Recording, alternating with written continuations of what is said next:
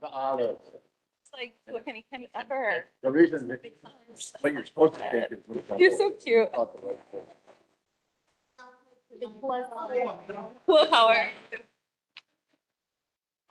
Jackie, thanks for your email. Yeah, you know what? This is the time of year to get, were you already on her list? Oh, okay. Good. With HCF and that side is like, you know, they're creating all of it. And I'm Right. like, well, I'm the one. paying. Yeah. You can get money. I'll be. But I don't want to apply it, but I think Mrs. I also. AOL. Oh, really? About like I don't even know if you got it. And I'm like, number 9 hole? Anyway, this is, they said those things down. Like, Hey, everybody, please grab your seats. Board members, please come to the front. Leif Anderson, the meeting is now in session. Thank you very much. Happy New Year, everybody. Welcome back. Hope everyone had great holidays. Could you turn this down a hair, please? Thank you. First up, any conflicts by board members with anything on the agenda tonight? Seeing none, thank you very much. We do have a vacant board seat in Kawailoa. Debbie Aldrich resigned. Is there anyone here tonight who is interested in filling the seat? You have to live between basically Honolulu Bridge and Waimea Bay. See nobody? Okay, we'll leave that on the agenda until further notice. First up, Honolulu Fire Department. Anyone here from HFD? Thank you. Come on in, sir. Good evening. Happy New Year. I'm Captain Nikki Hori from the Wailua Fire Station. The statistics provided below represent confirmed number of incidents in the neighborhood board's geographical area for the previous month. For more details on the incidents and related mapping information, please visit the fire response search tool on our HFD website at fire.honolulu.gov under the news and info tab. Should you have any questions, please email hfdnhb@honolulu.gov. There is no previously requested information. Incident statistics for December 25, fires, 1 structure fire, 4 nuisance fires, and 5 activated alarms with no fire. Emergencies, we had 63 medical calls, 1 motor vehicle collision with pedestrian, 3 motor vehicle crashes, and 1 ocean rescue. Fire safety tips and announcements. Fire safety tip, electrical safety in the home.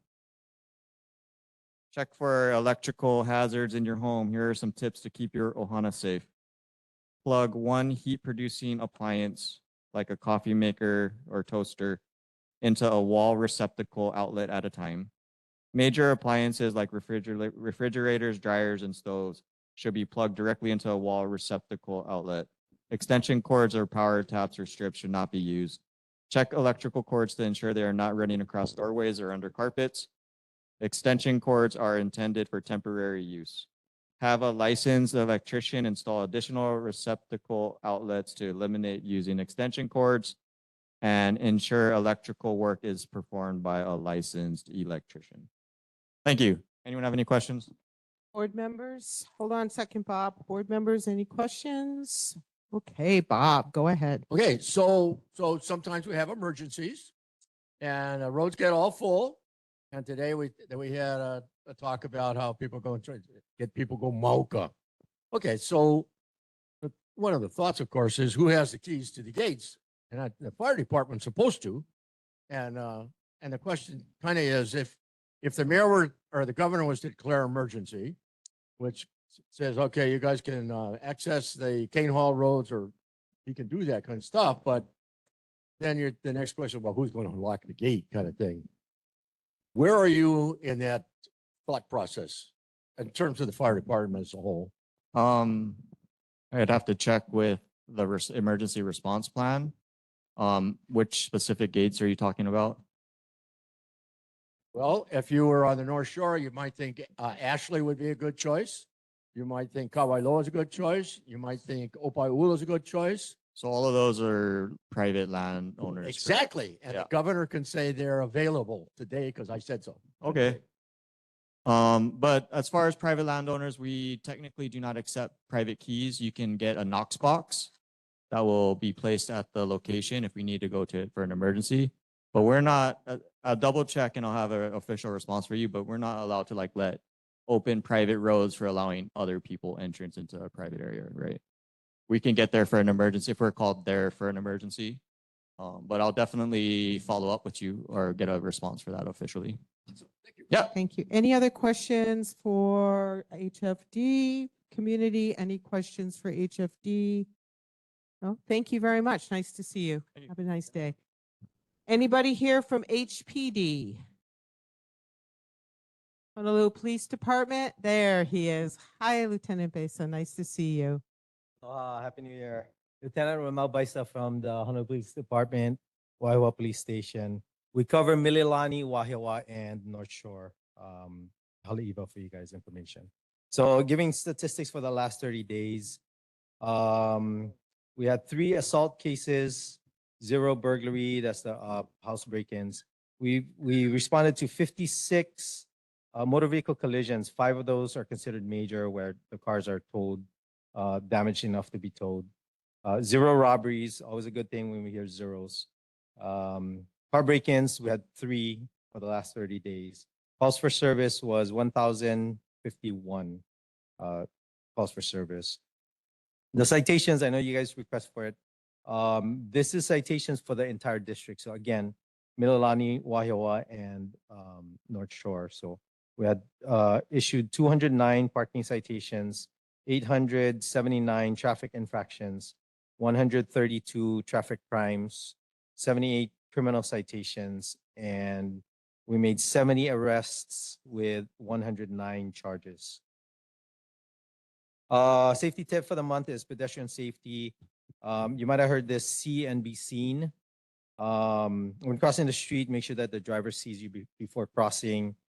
Try to make eye contact or even throw the shotgun. That way you know that you're seen. We've already had, as of today, in fact, 5 fatalities. 3 of them involve pedestrians on the island of Oahu. Okay. I'll take some Thank you. questions. Nice. Hold on one second. Questions? Leif Anderson. I witnessed, I don't know, we're telling everybody, watch what you're doing, cross the road, make sure you see the driver, everything else. I was coming home this morning and these 2 girls was walking and they wanted to cross the street. They just in stage left, stepped right out into the road, right in front of one van. So we gotta let them know that they don't want to right away to just walk in front of somebody. But that happened today, and I was like, oh, Yeah, it's unfortunate. We gotta educate our youth Cheryl. more so.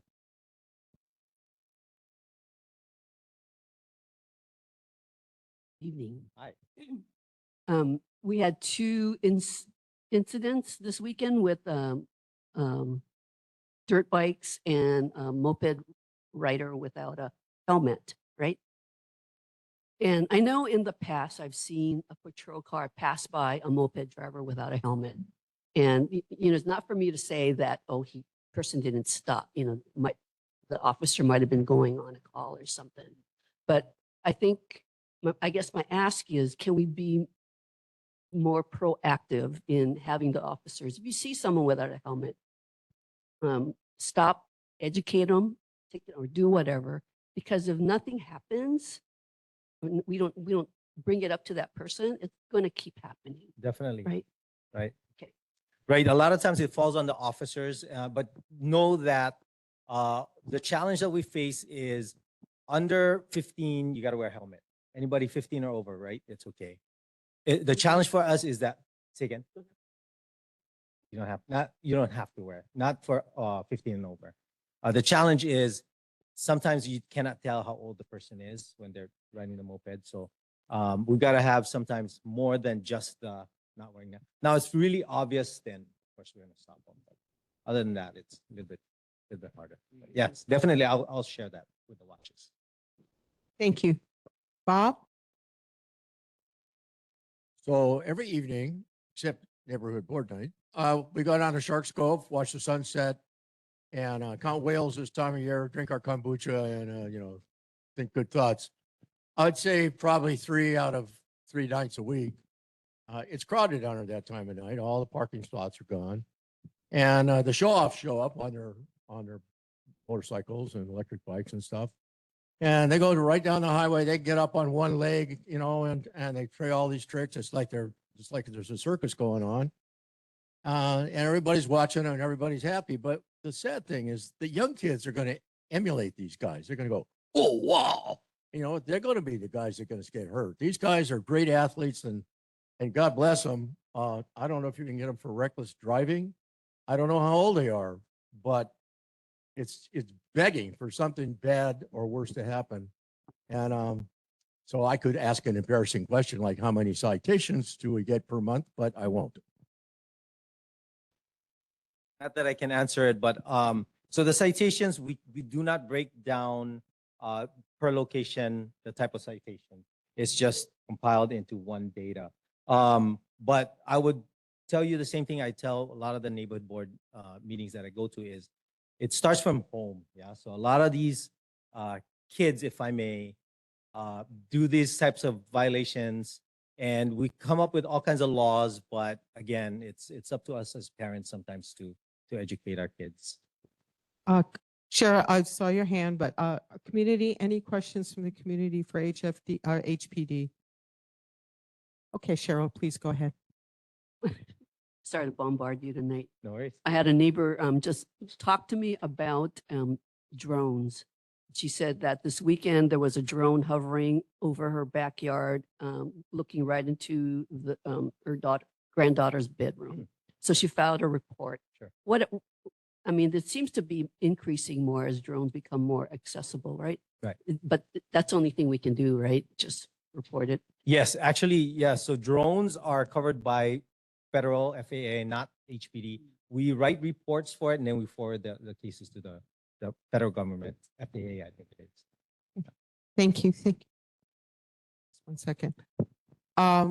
Also following up on the e-bikes and motorcycles, it would really help if you guys station somebody along Waialua Beach Road every now and then. Sure. Because we get a lot. We even get golf carts and stuff. And it's And just this is throughout the day, right? And it's throughout the day, and we get a lot of multi-use traffic on there. And I just worry that somebody's going to get hurt, So if you could I think seeing police presence out there maybe for 10 or 15 Sure. minutes helps to Sure. deter sometimes. Thank you. Definitely. Yeah, we used to have officers that would hang out, but then we got complaints that the officers are hanging out. So can't please everybody. Yeah, thank you. I don't know who's doing those complaints, but go ahead and hang out. Yeah. Thank you. It's better to hang out on the side of the road than behind a tree. Right. I don't know, the drones have identifications like airplanes and stuff like that? They do. In fact, there's all kinds of rules. I'm not too familiar with it. Yeah. I don't fly drones. I have Sergeant Izuka, by the way. He's in charge of Wailua tonight, Wailua and Haleiwa. So you familiar with the rules for drones? You got to come up to the microphone, Oh. sir. Sorry. I'm sorry. So the drone laws, we did have like first, second, and third. There's even a 4th-degree drone law for it. It is still in the beginning stages, but there are laws for it. It's very technical, to be honest. So I mean, you guys, best thing to do is if you guys see a drone, just call us, and then we're gonna figure out what degree we're gonna classify the drone as. Because, like I said, it's a very technical field. It is in the beginning stages, but just call it. It's the best thing we can do. But yeah, that law and HRS for the drones, we're gonna have to look at it to see what we got. Yeah. Okay, thank you, sir. Last question, George. Yeah, the whole bike path, walking path system in the whole Wailua area is designated as no motorized vehicles. Used to be more signs than there are now, but that includes e-bikes for enforcement. Thank you, George. Again, I'll pass that information on. Thank you. Thank you, gentlemen. Thank you for coming you. tonight. We really appreciate it. Be safe. Okay, Vitor, you're up. Good evening, everyone. I'm North Shore Lifeguard Captain. This North Shore district, we call District 3. We have 5 districts. So just for you guys to get acquainted with the districts, Waikiki, Ala Moana is District 1, and District 2 is Sandy Beach, Makapu, all the way to Kailua. We are District 3. Our area of jurisdiction goes from Kana Point to Heia Boat Ramp, roughly close to 50 miles. I have the stats here for December 2025. Our attendance is about 328,604. Attendance number of people that come to the beach come and go during the months of December. Rescues, we had 63 rescues in December. Apparently, Ehukai and Chun's are the ones that have the most. The reason Ehukai is just because it's a big attraction for tourists and people that try to surf close to where a pipeline is and all that. Chun's, a lot of people that are learning how to surf usually rent boards, go over there, and it happens. Also, Laniakea the same. Let me see what I have more here for you guys. We are apparently waiting for a tower now that will be placed at Shark's Cove, hopefully by between March and June. I hope to have that tower in there. Do you guys have any questions or anything? Questions, anybody for Vitor? Questions? Community? Please come up to the front, please. Sorry, we record these, so we have to get your voice on video. Thank you.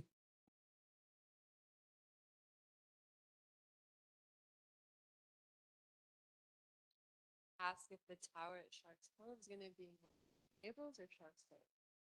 Shark's Cove, so Right, 3 look to the tables. back, we're gonna see a Shark's Cove. It's there's a little drop off.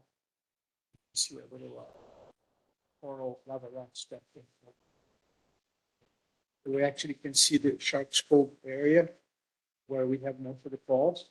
Actually, in reality, we have a lot in that tide pool too, because people climbing those rocks outside, they get hit by the waves and fall into the pool.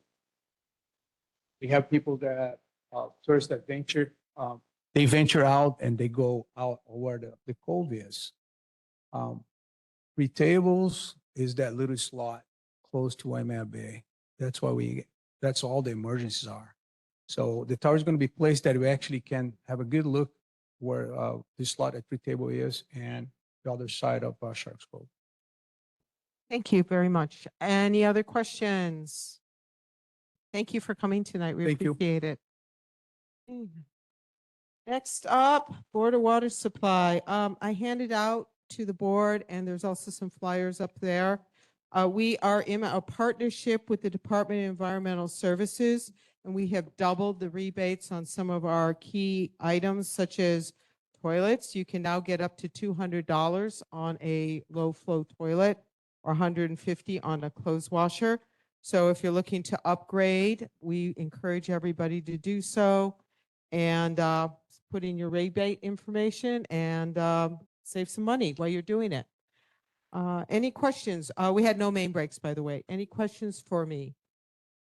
Yes. Oh, any questions for Board of Water Supply? Okay, thank you very much.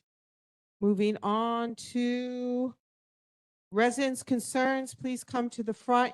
Please state your name or your organization, and you have 2 minutes, and I will cut you off, right, Jimmy?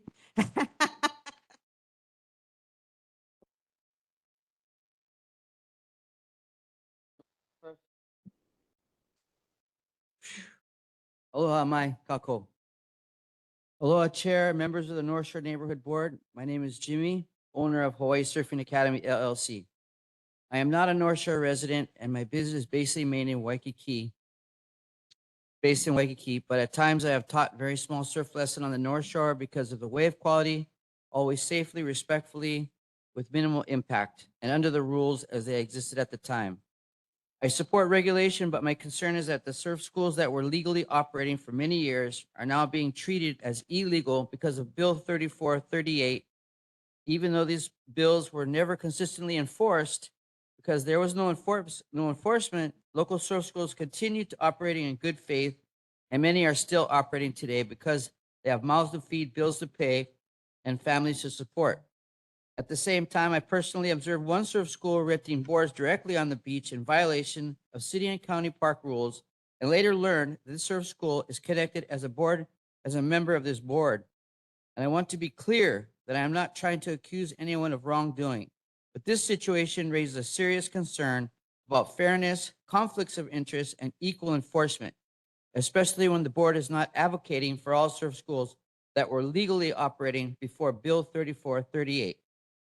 This leads to a simple and honest question.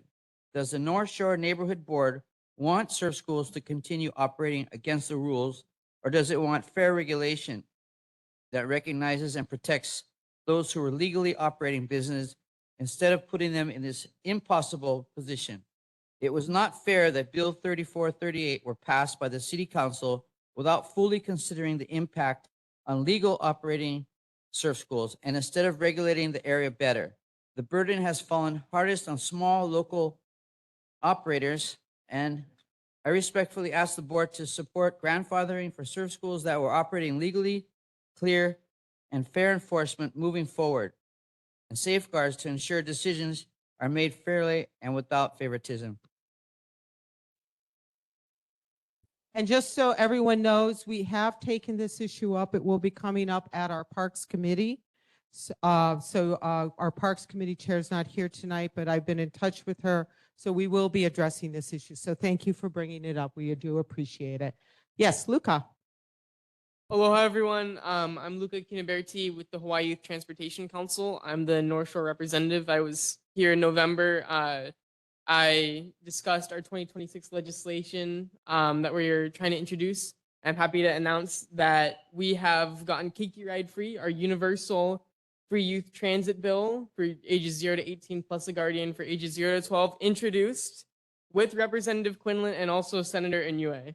So if you want to help us advocate, our bills are SB 2699 and HB 1879.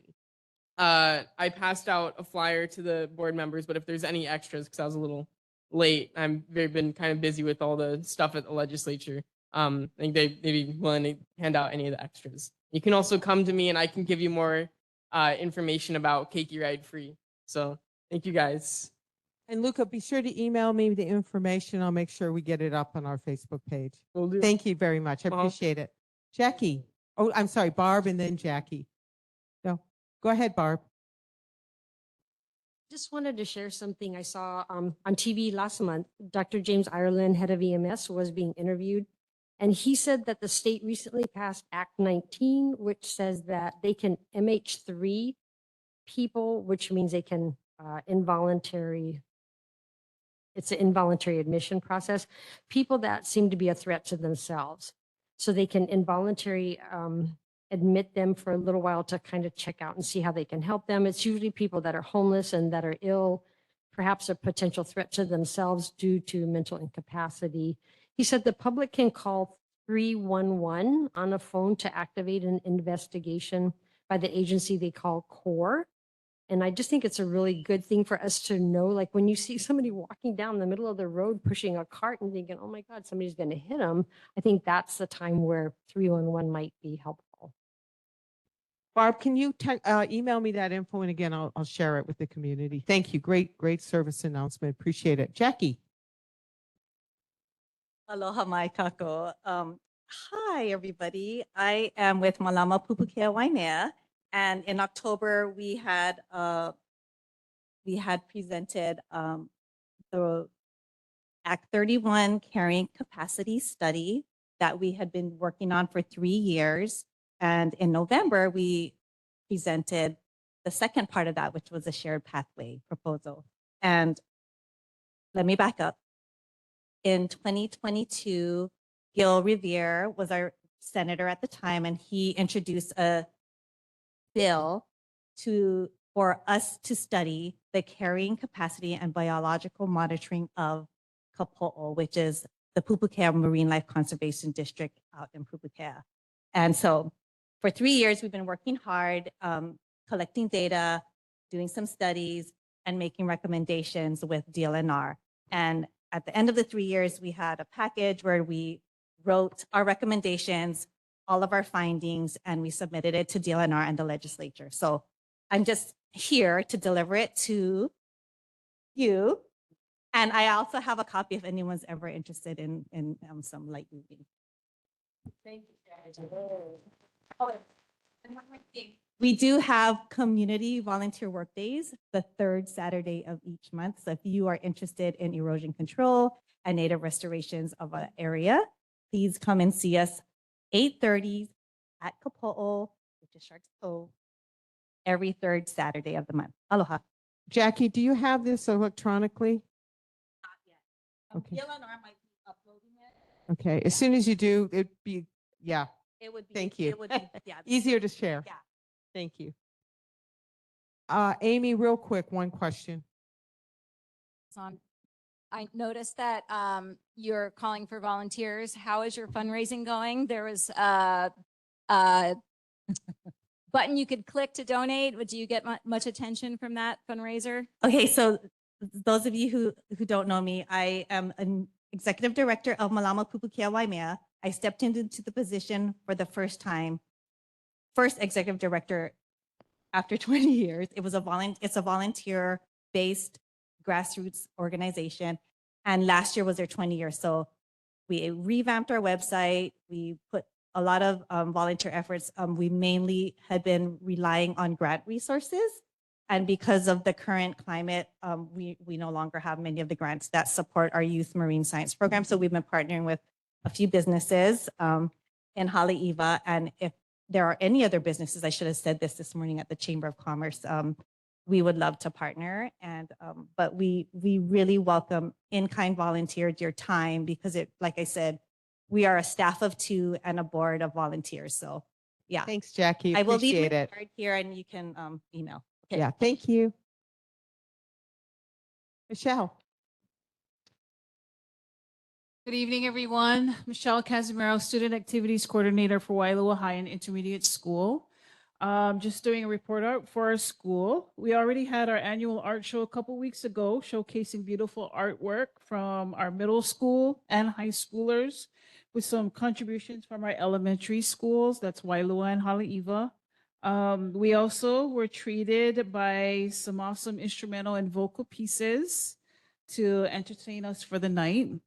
Last week, we put on a military mashup and club rush for our high school students, giving them an opportunity to try and get questions answered and receive some cool swag from our military branches.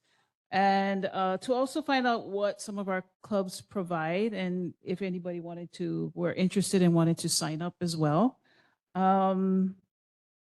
Today, it's a big one. Today, our middle school had a special assembly where they were identified by quite a few state dignitaries as one of only 2 middle schools to receive a School of Democracy recognition. Yeah, it's a pretty big honor. Such a great honor for our school, guys. So we got 2 people in here that were involved in that. We are now in election season. Interested students will be campaigning mid-Feb to mid-March, and elections or voting will occur after spring break. And then finally, this year's junior senior prom theme is Kaleo o Kekai, which means voice of the sea, set to occur at Ko'olau Ballrooms this year. It's usually in Waikiki, but they wanted to change. Friday, April 17th. It's being brought up now because prom forms went out today, which must be completed in its entirety in order for our kids to be able to, to buy their tickets. And that's it. Thank you, Michelle. We Thank really you. appreciate it. Please give our congratulations to the school again. That's awesome news. Blaine, you're up. Aloha kako. My name is Blaine Andrade. I'm here both on personal level as a Haleiwa resident, but also professionally as the destination manager for the Hawaii Tourism Authority. Just wanted to inform the community that our destination management action plan for the island of Oahu will be live on our website February 9th for public comment. So if you're interested in reading the draft of our plan coming up and commenting about basically the plan itself. A third of it is probably is mostly based on the North Shore corridor. So thank you for all of you folks who came in September to our community meeting and shared your comments and concerns and suggestions and thoughts and opinions and Don't look at us. and the passion that you bring. But no, on a serious note, I'm super stoked to be able to do this. And again, public comment, and then you can also just talk story to me as well. I'll leave a couple cards on the table. Yeah, appreciate you guys' time. And what was I going to ask you? Oh, can you send me the link to that? And then I'll also share it with everybody. Thanks, Blaine. Yep. Appreciate you. Thank you. And I see somebody else is still lurking out there. We got one more. Okay, thank you. Hello, my name is James Roberts. I'm one of the owners of Y Home. We're a small wastewater product development company based here on the North Shore. We have a bill that we're supporting that we could use your support on. HB 734 that's being put forward by Luke Evslin and Representative Lowen. It requires the Department of Health to review rules and practices and propose changes that have the potential to make wastewater systems and cesspool upgrades more affordable without compromising water quality. So if you have time or interest, please reach out. Again, send me the information and I'll make sure it gets out. Thank you, James. Thanks. Nice to see you. And they will be coming next month to our board to present on their system that they do. It'll be coming to our committee and then it'll be coming to the board. And I think we have one last person or almost one last person. Okay, guys, please keep going. We got a lot going on here. How's it, everybody? Happy New Year and aloha North Shore Neighborhood Chair board members and members of the community. My name is Mark Talia, and I'm here tonight to give the report on behalf of Senator Awa. He couldn't be here as I'm he's so attending. sorry, Mark, but Senator's section isn't until later in the agenda. Oh, This is just for residents' concerns. Okay. Thank you, Mark. I appreciate you coming up. Amy, real quick. Not legislative related, I hope. No. Okay. So, sorry. And I just thank you for your indulgence. I just wanted to introduce our staff and interns and take this privilege because I want to make sure that they get home and to bed because tomorrow's a school day. So, of course, we have Yvonne back here. Everybody should know Yvonne. She's my office manager and, you know, works diligently for the community. We also, Kelsey, if you could stand up, Kelsey is going to be our new Energy and Environmental Protection Committee clerk. She's fantastic. And Hope Fuentes, if you could stand up. So she's a student here. And we also have 3 other interns, which I hope you'll be meeting at some point, but just wanted to. And then Zaz is also our legislative Thank aide. you. So thank you. Thanks, Amy. Appreciate it. And then saving the best for last. Go ahead, my dear. Yeah, you.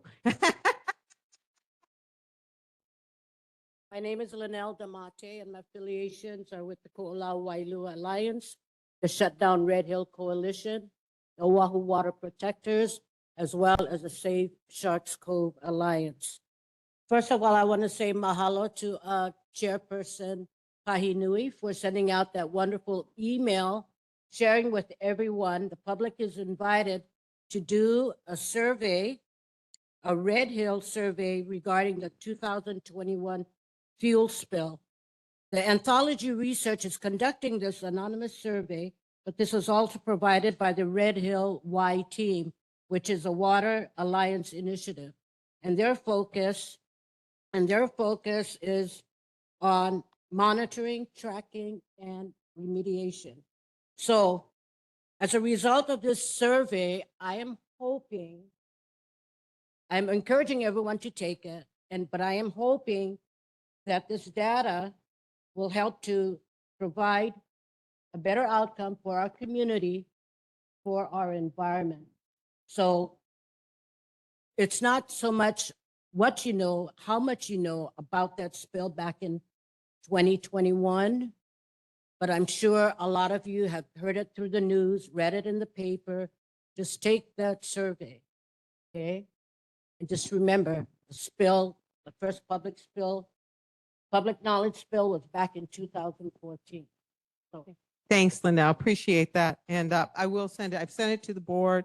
I asked Lloyd to send it to all the board members, island-wide. And then I'll make sure I send it back to you guys again. Please do take the survey. It's a very good survey.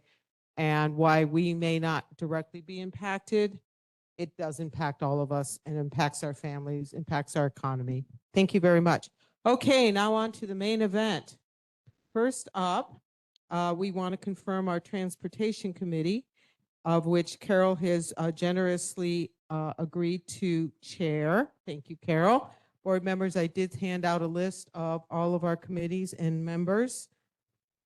And so for Carol's committee, right now we have Karen Gallagher, right, Karen? You're going to be on Carol's committee, right? Okay, Luca, I think you agreed, Luca, right? Yes. Charlene, thank you. And I put Denise on there. She'll probably get mad at me, but I put her on there anyway because Lonnie Akea, she's representing our community on the state DOT's working group. So do we have a motion to accept the Transportation Committee as formed? We have Bob. Do we have a second? Leaf. Do we have any discussion, board members? Hearing none, all those in favor say aye. Any opposed? Any abstention? Motion passes. Thank you, Carol. I'll get with you and we can figure out all the details. So thank you for that. I appreciate it. Next up, we want to add Cheryl Matsumoto to the Parks Committee. Thank you, Cheryl, for volunteering. Do we have a motion to add Cheryl to the Parks Committee? Amy says yes. George seconds. Do we have any discussion? All those in favor say aye.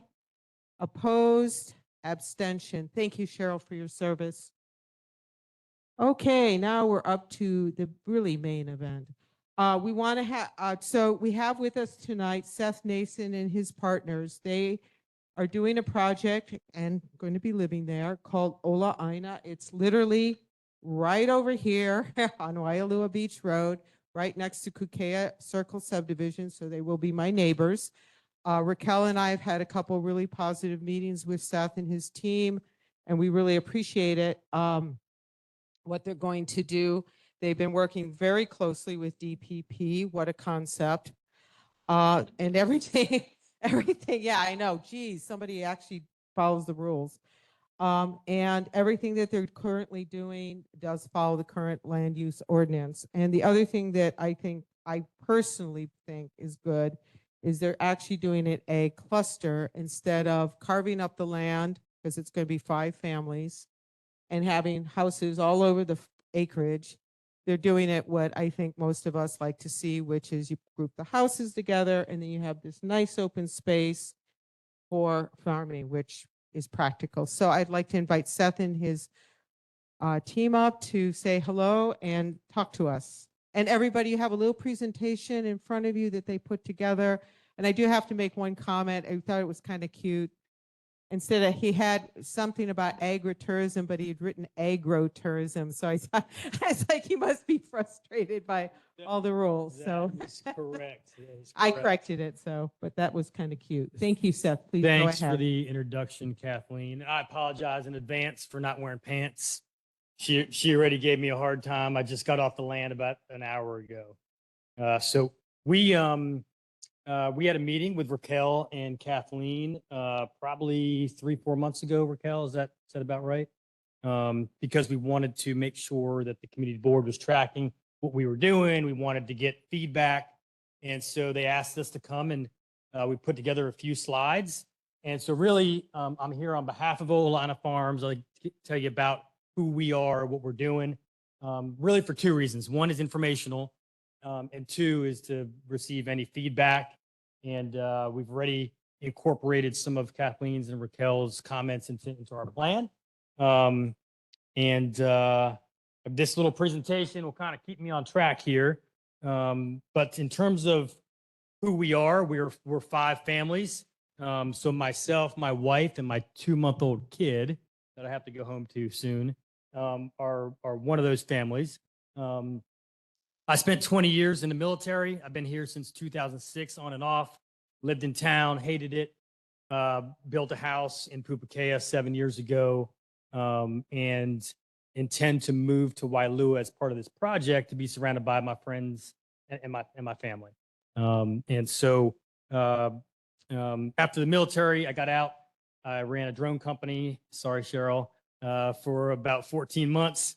And that was a little bit too much. So I resigned from there and then moved back to Hawaii full time. With us, my wife is in the medical profession, and my 2-year-old son, or my 2-month-old son, does what 2-months-old do.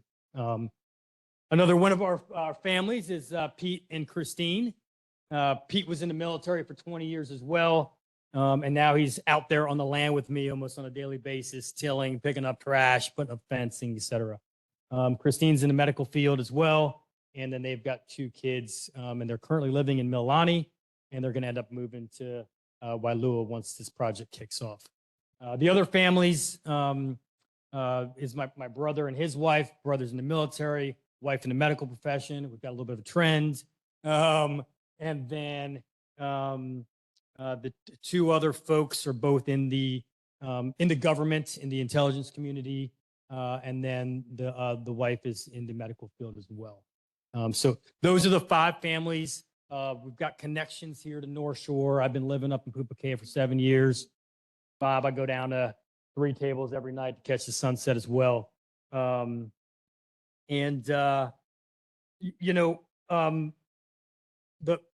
been in production in Pupukea for about 4 years. So we've got a small 1-acre test farm up there. We've got fruits, vegetables, herbs. We've been selling kind of roadside stands, et cetera, direct to consumer. And we've been testing a lot of what we plan to grow at a higher capacity here in Wailua. So purchased the land about 11 months ago from Dole, and we've been working fairly extensively to clean it up and to prep and develop the land. Last thing about us, from a values-based perspective, family is important to us. Health and welfare, health and wellness is important to us. Community and sustainability. In terms of what we've done to date over the last 11 months, once we closed on the land, we had about a 3-hour blessing. Kahu Lehela came out, and then we've really been working hand in hand with DPP. I talk to our planner once every week, once every 2 weeks. And so we've applied, and I think we're the first successful ag cluster here on the North Shore. So what's an ag cluster? It's meant to allow the people who work the land to live in the land. So we have 5 families. We have 11.5 acres. Literally, you can see it from the other side of the school, just on the other side of the city and county lot and Mill Camp lot, just across Cane Hall Road.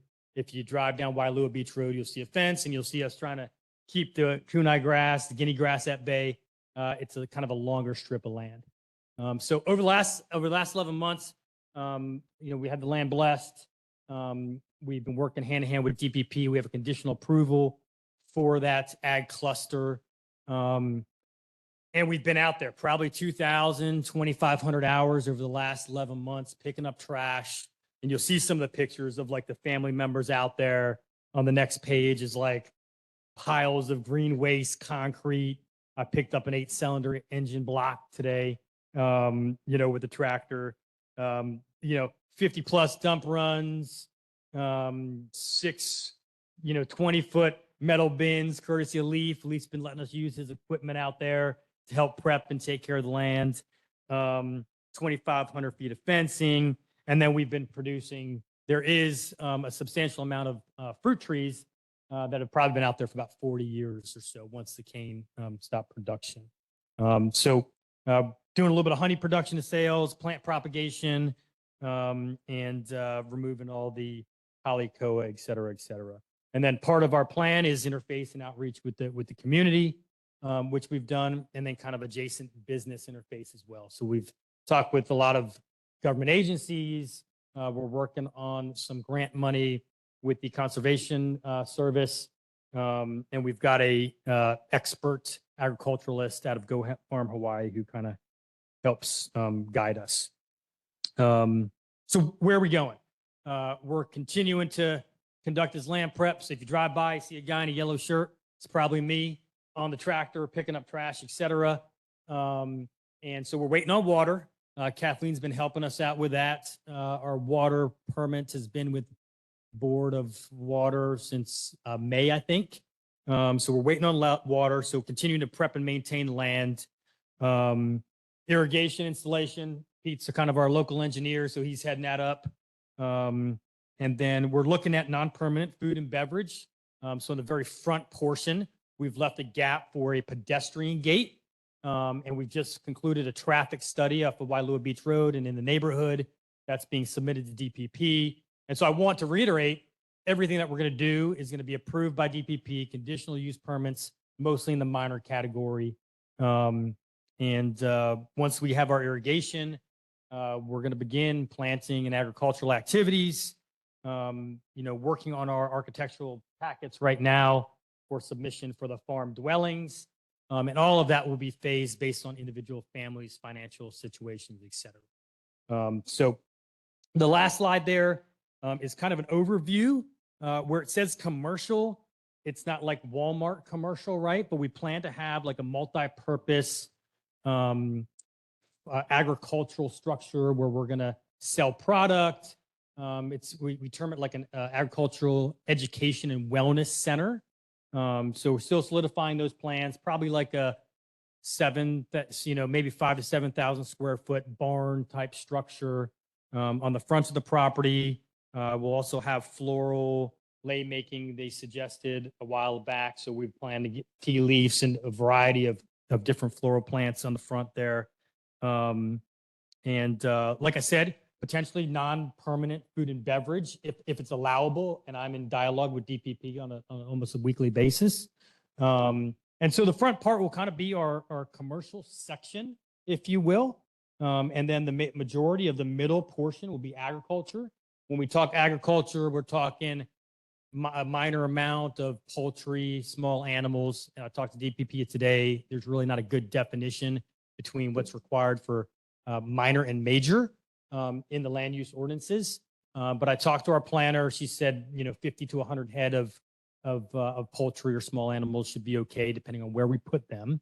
We're talking about 60,000 square feet of lavender. So Stephanie Bathurst, who's one of the wives of our family, of our groups, is really into lavender. She's really into homeopathic medicine, et cetera. So we plan to do about 60,000 square feet of lavender. We plan to do bamboo for sustainable lumber, herbs and vegetables. We're probably going to set up an apiary. We've already got 2 or 3 hives working with Hanai Hives out in Sunset, and then citrus as well. And then the back side of the lot towards Ka'ala is our farm dwelling and nonprofit area. So we're currently working through a CPR. So this lot will be CPR'd into 7 smaller lots. The majority will be owned by Olaina Farms, about 384,000 square feet. There is 25,000 square feet that we're going to dedicate to a nonprofit to do agricultural education, et cetera, plus potentially like some rehabilitative services for veterans, because a lot of us come from the veteran community. And then the rest of that yellow portion back there will be the 5 homes for the families. So thank you for your time. I apologize for being long-winded. Any questions or feedback for me? No, actually you did great. You were right within the time limit. So I'm going to speak for privilege for just a minute. I do recommend, I know, and thank you for pointing out that sometimes the line between a CUP minor and a major is very slim on certain things, not on everything, as we all know, but on certain things. But we would highly, in fact, strongly recommend that you keep coming back to us. I'll put you on the agenda whenever you need, just because I think having this dialogue is important. If you've been following the news, we have a lot of issues with people coming in and just chopping up lots and running crazy things that really should never have been a minor permit. So we do appreciate, just to be clear, they're not here for approval from us. They don't need anything from us tonight, but they came because we asked and said, we think people would be interested in what you're doing. And because this is so much on our mind about how people abuse ag land. We do appreciate you coming and talking to us tonight. So, Amy.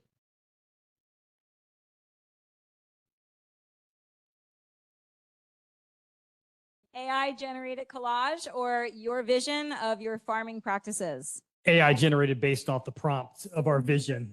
Crazy circular greenhouses and Well, we are going to have a nursery on the front side of the property, which is allowable, but probably not like that. okay. Probably a couple of hoop houses, a little pavilion, a little bit interior, depending on the plants that require a little bit more shade, and then an exterior area. And secondly, you sound like you're making a lot of informed decisions. Educate yourself on the CRB and make sure the compost isn't. It's eating us up already. It's eating us up in Pupacay, and it's eating us up over here. So Yeah. compost piles, got to be careful. Thank you. Leaf Anderson. Hey, Leaf. Good. I've been working with Zed ever since they started over there, and it's been pretty good. Somebody else asked, your fruit stand or whatever you're gonna have in the front by Wailu Beach Road. Have you addressed the parking issue? As soon as I talked to the guy, he said, "What about parking?" Yeah. And so that came up, but Yeah, so parking was part of the conditional use package that was submitted. And there's like a required number of spots based on the city and county regulations for the size of the activities that we've got going on. so it's gonna be inside your land? Parking will be Parking. inside the land. Oh, okay. okay. Yeah, so That was the we just finished a traffic study and we intend to have a vehicular entrance just past Kane Hall Road. And then we're planning on about 50 feet and they require a kind of all purpose, whatever it is. But so yes, parking will be inside.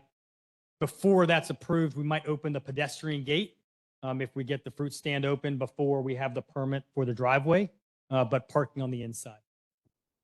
Bob. Hey, Bob. A couple of questions. You talk about 5 families. Yes, sir. And then I see the terminology farm dwellings. That's in addition to the 5 families. That's the 5 families. That is the 5 families. Okay. 5 so- houses, 5 farm dwellings. Okay, because sometimes when guys do ag stuff, they get additional housing for staff or what have you. You have to be over 50 acres. Okay, so the big question here is what do you anticipate as a waste stream?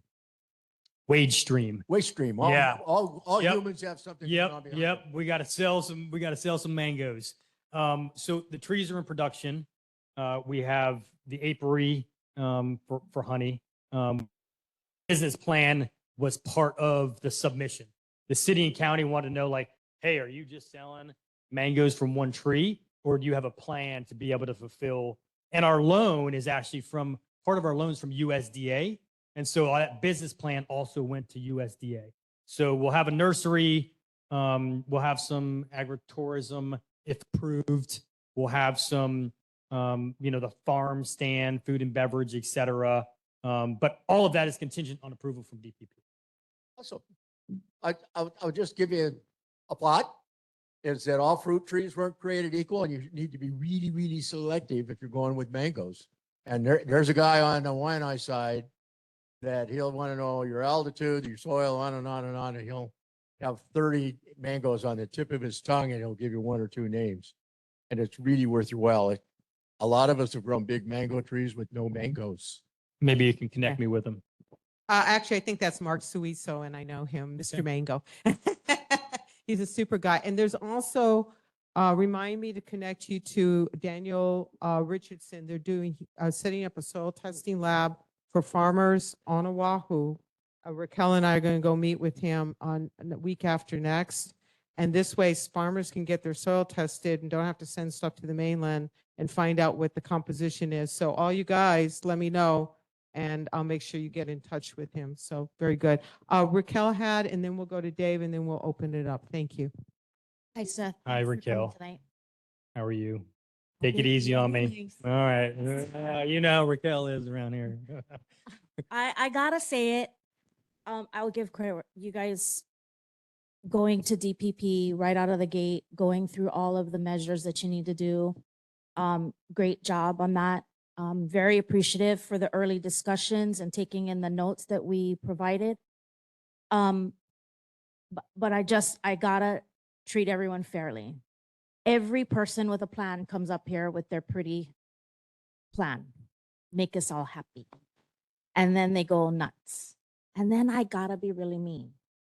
So I really encourage the continued communication and bringing to the board, because all eyes are on you, right? You're gonna set the precedent now of actually doing a cluster instead of telling us, oh, I'm gonna CPR the place, chop it up, and then the next thing we know, we got like 10 homes that none of us are gonna rent or afford. So I appreciate all the dialogue, and I hope we can continue it and just know. And I will acknowledge that this is just our plan. So if I'm saying 60,000 square feet of lavender today, we might figure out that that soil can't take lavender and we got to figure something else out. Or, you know, if I'm saying 50 head of chickens, it might be 100, whatever DPP allows us to do. So acknowledge that you're watching us. Appreciate the oversight. I've been watching for 20 years in the No, military. but So I think Raquel said it correctly. You know, you guys are really we've sat down with you, and your plans that you shared with us were some of the best plans we've ever seen for agriculture, true agriculture. And if you are successful, and we get it, you may, after you talk to my friend that I'll send you to, find out that the soil won't support lavender, but it will support lots and lots of basil, rosemary, and thyme, which is great. But you're going to set, if we're counting on you to do this correctly, because then we can point to you guys and say, if they can do it, you can do it. In other words, you will become our test case, and then we get to use you and flog everybody else with you guys and say they did it correctly. So that's why we're so keen on you doing this, and that everything you have been doing is so awesome, and that you are working closely with DPP. And I really do mean come back to us, and I will stick you on the agenda even for 5 minutes if that's all you need, just to give us updates, because what you're doing is amazing. And if it actually, you can pull this off, man, that'll be great. And it will finally, we can say, if these guys can do it, you can do it, instead of all of this, well, you know, it's too hard to grow sandalwood trees up in the side of the mountain, even though they were there forever. Sorry, guys. Had to get my dig in for the night. Sorry. Okay, Dave Burlew. Thank you, Dave. I'm just shaking my head going, yeah, I'm slamming the table like just what she said. I personally really respect you for coming and telling us what you're doing here. I've always wondered, is that the next shopping mall or whatever? And like, awesome, you're trying to do a legit farm. I actually think one of your farm families is my mom and dad's neighbor. Who's that? In Cement City, right? Andy Zara. Yes. Yeah, that's right. Yes. So yeah, I farm every day with my mom. She runs the farm, but she calls me, I'm the farmer, I guess. Farmer Dave. Right. Oh yeah, Dave. Okay. Yeah. And Cole and Katie Stevens. That's right. I surf out there with them all the time. Oh, sure. Yeah, Yeah. yeah. So I'm just sitting here really excited that you came to us. We're seeing a plan. We're seeing what's happened in our community and all that. And at this point, personally, I just want to say, and it seems like the board has brought up their questions. We just really want you to come back and tell us what's going on. And as a farmer, Farmer Dave, dude, I want to help you make this succeed, because just what she said, if we can get an ag cluster with actual agriculture, and you do have that component of a legit roadside stand, that's what this community, that's what I would like to see. I hope the community would support that. So I support that. So thanks for coming, brah. Well, I need your help. And please So take I'm- my contact. I want to have, I've been farming for over 30 years since I was a teenager. So Perfect. I can tell you about those mangoes that won't work. I planted them. and I just want to say a personal comment, like she said, all this and all that stuff.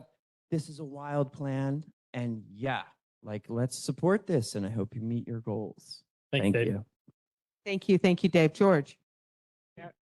Can you tell us about the ownership of the land? Who owns it? For profit or nonprofit? And also the funding, the early funding, and what you look at for future funding. Yeah. So this entire green and blue area, about 384,000 square feet. The entire lot's 502,000 square feet. That entire area, generally speaking, will be owned by the farm with the 5 families. There is no China money here. Like this is all like, work for 20 years, go to, deploy a bunch, save up your money. And so when we CPR it, that will maintain with the business, with Olaina Farms, the 5 families. The yellow portion, each of those 5 families will have a lot that's about 16,000 square feet to build their house. And then 25,000 square feet will be dedicated to a nonprofit that we will also run as a group. I gotta say, every time you say 5 families, I get the theme of The Godfather running through my head. Look at me, look at me. Say, community, any questions from the community? Lindell, please come forward.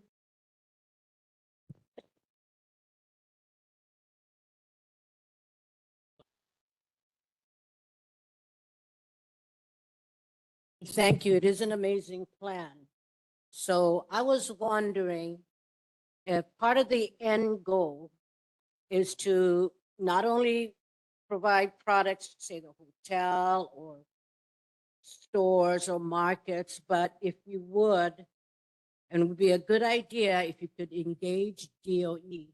Their goal was to have 30% of what your child eats be locally grown, not out of a giant Ziploc bag or a gallon-sized can.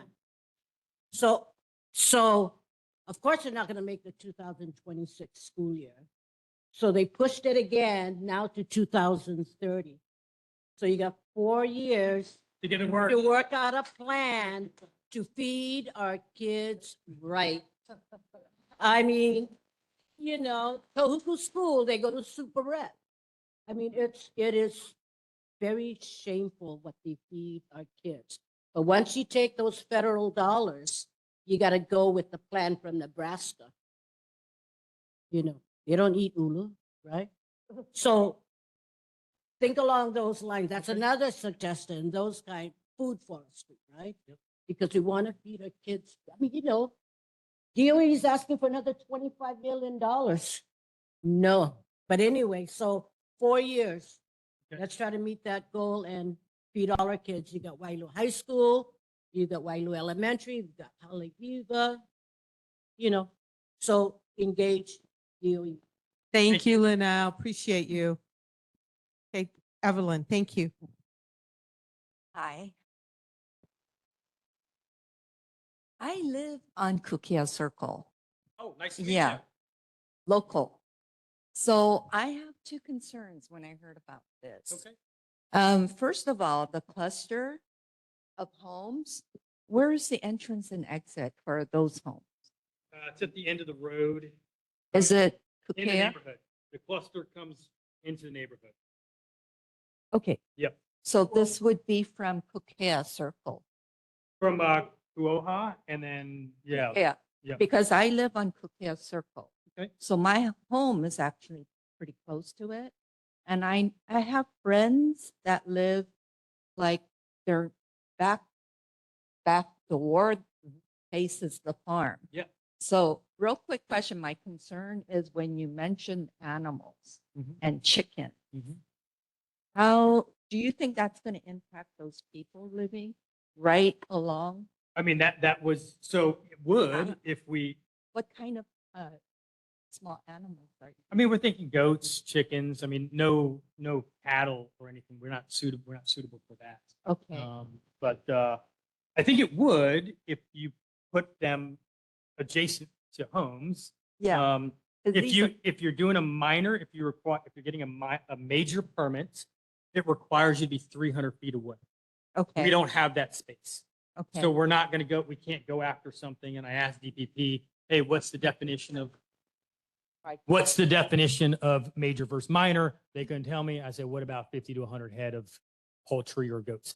We had a woman approach us who wanted to put 1,400 head of poultry on the lot. And I said, number one, that's no. Number two, do you know anything about the permitting process? And she said no, and then we walked away. So I think 50 to 100 animals and Our initial plan, it's not our final plan, but this is kind of a large grove of trees and mangoes, et cetera. And so we're planning on doing it initially on the other side. So further away from the housing with foliage screen. And we intend to foliage screen the entire line of houses to provide privacy. These homes have not really, they don't have. Yep. So basically you go out the back door and there. Yep. They don't have really tall walls to, to. We've planted some foliage screen already, right on the property line, and you just got to grow. So we have got to purchase probably $700 worth of Areca plants, and we're continuing to purchase them. And it's just me and him and a couple other guys. I do love the fact that it's not going to be more tons of housing, and that you purchased it specifically for ag. So I do appreciate that. But I do live pretty close to which is why I'm a little bit concerned. Okay, but remember, it was egg, it wasn't sugar for all those years. And so all they're doing is bringing it back, and our whole neighborhood, I mean, I live right near you too, and our whole neighborhood's full of chickens already. So, yeah, so, but I think he wants to be a good neighbor, and yes, absolutely. Seth, it sounds like you're doing the right thing. So, and just so you know, when we first met with Seth, we did say, make sure you talk to all your neighbors along there on the road. And those two, the vacant parcels there, you see, Evelyn, they actually own those vacant parcels. That was part of the land that when they bought it, and those are actually zoned R5. So they could conceivably build 2 houses there if they ever wanted to do that. It's perfectly legal. So we just want to be really clear with people that whatever they have a right to do. But yes, thank you, Evelyn, for bringing that up. We don't want to have any conflict. So I'm going to go to Zaz because Zaz has not had a chance to speak. Hi there. Hey, Zaz. So I saw that you guys were possibly going to do tours on the website, What- lavender tours. Yeah. If that opens up. And so I was just wondering for parking, would they be like coming down Kuoha Street? The plan that we've submitted and the traffic study that just concluded, the parking would be the entrance would be off Wailua Beach Road, and the parking in the front area of, yes, accurate. 50 feet is kind of what we've got allocated at this point in time. And how many cars or how big is your parking lot going to be?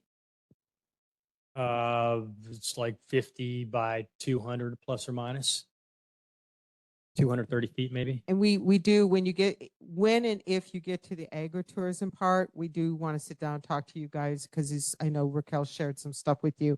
We think we have some ideas we could share with you to make it low impact but profitable at the same time. So, And that's the challenge, just so everybody's tracking, like, back to, Bob's question, it's hard to sustain the land that Dole sells you for 75 times what they pay for it, off of selling mangoes. So we've got to be creative, and we're trying to be creative and also live within the land use ordinances and the regulations that have been established. and we appreciate that. Raquel and then Bob. I was just curious, what kind of water do you guys have for the irrigation? We don't have any water yet, Kathleen. Dole never had any water irrigated to that area. Or No, I mean, there's plenty of PVC, but it's, I don't know what they did. Maybe they ran it off that containment lot or something.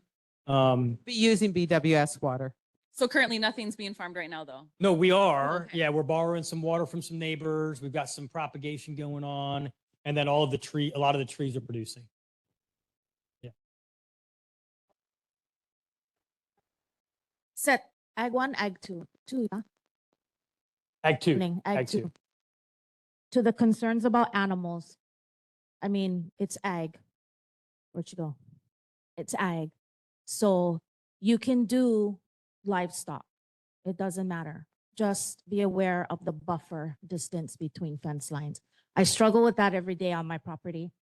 I mean, people will call the cops over a neighing horse at 3 a.m. I don't know what you like me to do about the horse, but it ain't happening. It's ag land and it's a permitted use. So I would just pay attention to the buffer zones that are designated for different types of livestock. Will do. And I will say that we're going to start smaller initially. Like when I say 60,000 square feet of lavender, like that's like 2,500 plants, and that we don't have that money or time right now. So you'll see stuff starting to go in, maybe 10 chickens or something, figure out if that makes sense, add to it a little more. So that's what we plan to get to eventually. Bob? Oh, thank you. Your list of what we've done to date. Yes, sir. Parenthetically, after invasive species, you might want to add the words forever. It's a joke, but not really. Says Helico tough. Could you just tell us how you guys chose the name for your farm, if you don't mind? This is the woman I told you about, Stephanie, is really into like, she goes down to the beach and she meditates every day. She thinks the land helps heal. And so that is kind of like, and I also believe it too. I mean, if, we're hosting Eli Hanneman at the house right now, who just won the contest, and he had really bad skin conditions until he started eating properly. And so we think that, there's something to be said about being able to heal past trauma, which is a lot of what Stephanie does, and grow food for the community to thrive. Any other questions? Seth has to get home to his 2-month-old baby. Luca, last question, and then we'll let you go. Thank you very much. Appreciate it. Hi, very nice to meet you. What's up?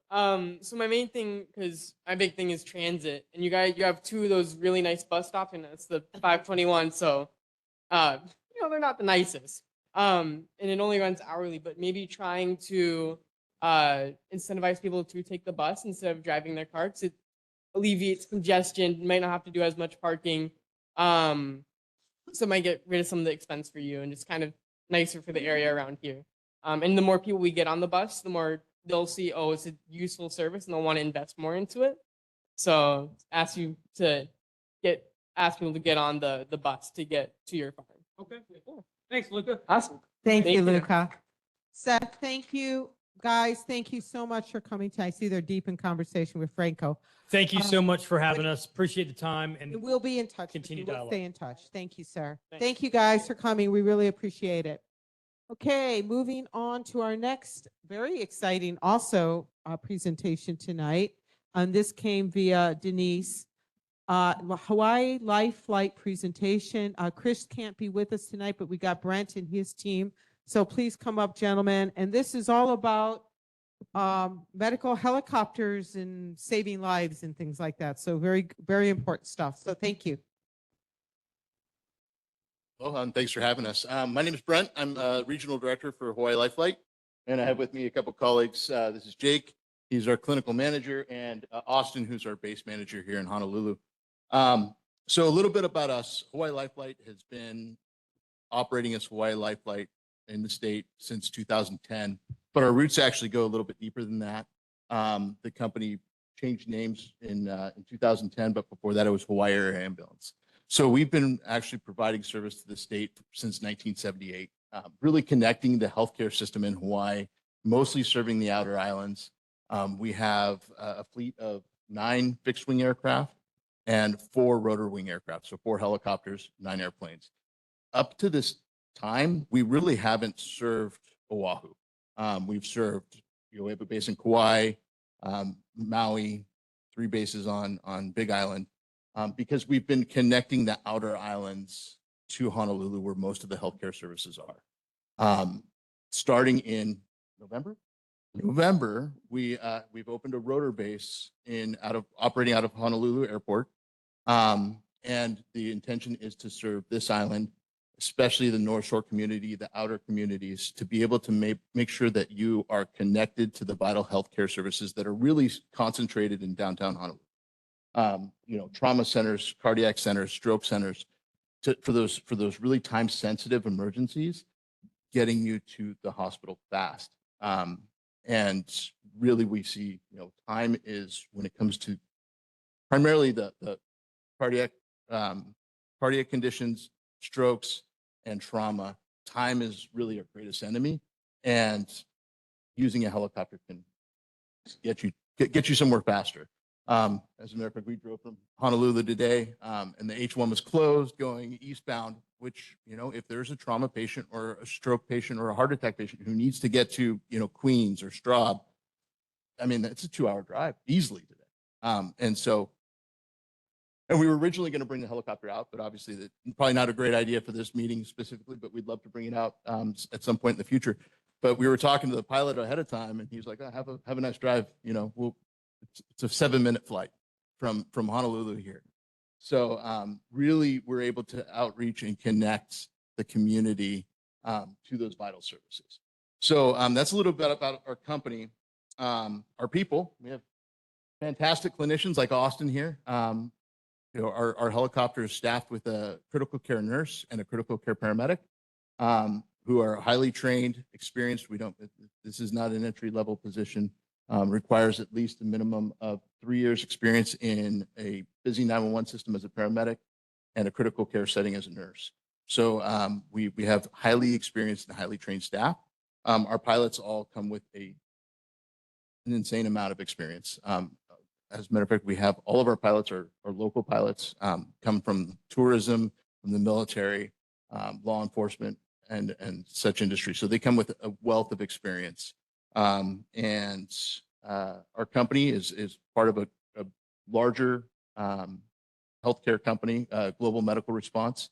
And look at us as an air carrier, we're actually the 6th largest air carrier in the United States, 9th in the world. We have over 450 aircraft. So this is something that we do day in and day out. We operate very safely. We have a very robust safety system. And we're excited to share this resource with the community and be able to, and I'm very appreciative that you've had us out here today, and happy to answer any questions you have. So how do we access this resource? It's a great question. So we're working with city and county EMS to expand this service in the 911 setting. But there's some, you know, regulatory and legal hurdles that we have to get through to be able to do that. But we are currently able to serve the outer hospital. So Kahuku has actually been our biggest customer so far. And, you know, a 7-minute flight from Kahuku to Queens is a significant time savings. So does EMS call you if they need you? So right now it's the hospitals.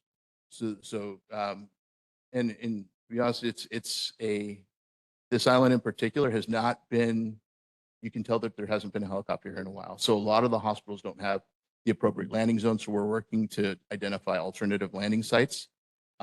So, you know, Queens West, Waianae, Wahiawa, we can serve those communities as well. The goal is to eventually be able to respond directly to 911 calls. So it would be the first responders who get their recognize the time sensitive emergency and request us out. So Amy, we need you to work with Wahiawa General to figure out where they can come in the event of an emergency. So thank you. Okay, board members, any questions? Charlene. Hi, thank you. I find this fascinating. And yeah, I think you asked half the question, like, how do we get you? And so, but right now you have the hospital calls you directly to like from Kahuku. And then of course, Queens has a landing area. And then the other place you're saying don't have facilities for you yet, or you just haven't figured out the communication? It's more of the facilities and the workflow to establish a safe landing zone.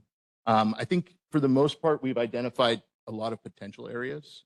Like, so for like Adventist Castle, there's a ball field down the street as part of the Women's Correctional Facility.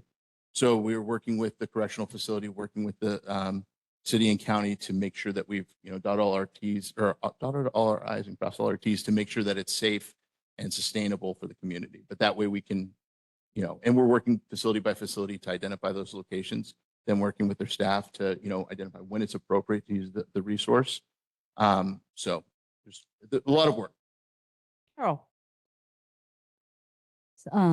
So my question, and I love helicopters, to just want to put that out there, but my question is the cost, you know, to the consumer.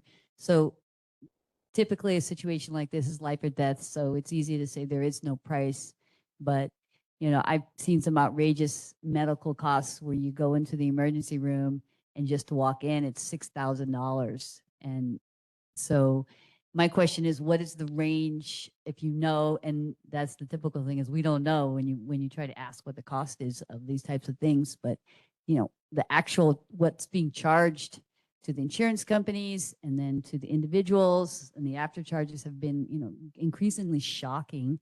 So I'm just wondering what a 7-minute flight's going to cost. Yeah, that's my question. Yeah, and it's not something I can quote, right? There's a lot involved in it, you know, depending on the situation, the mileage traveled. But I can tell you that in 2022, there was some landmark legislation that really changed our industry. And to be honest with you, I thought it was going to change for the negative, but it hasn't. And that was the No Surprise Billing Act, which stopped the practice of balance billing, where your insurance would pay so much, and we'd say, hey, you still have this much of your bill to cover. So what it's really done is it's given us the tools as an industry to work with the insurers and taking the patient out of the middle of it. And so we're actually able to go through like it's a IRB, it stands for something review board, but it allows us to go and negotiate the payer, the insurer, to pay their fair share. And then as far as the consumer, it's all based on your copay. So, okay, so let me rephrase the question. What is the high and the low? Is there a range? I mean, like, I couldn't even. no, yeah, thanks, sorry. I can Respectfully. research it and send Could it. you? That would be great, but Yeah. it's also based on their insurance, right? Right, Essentially. yeah. Yeah, so It's it's based 100% kind of on your insurance, what kind of insurance coverage you have. So some people, it'll be completely covered. Others, you're right, it won't be.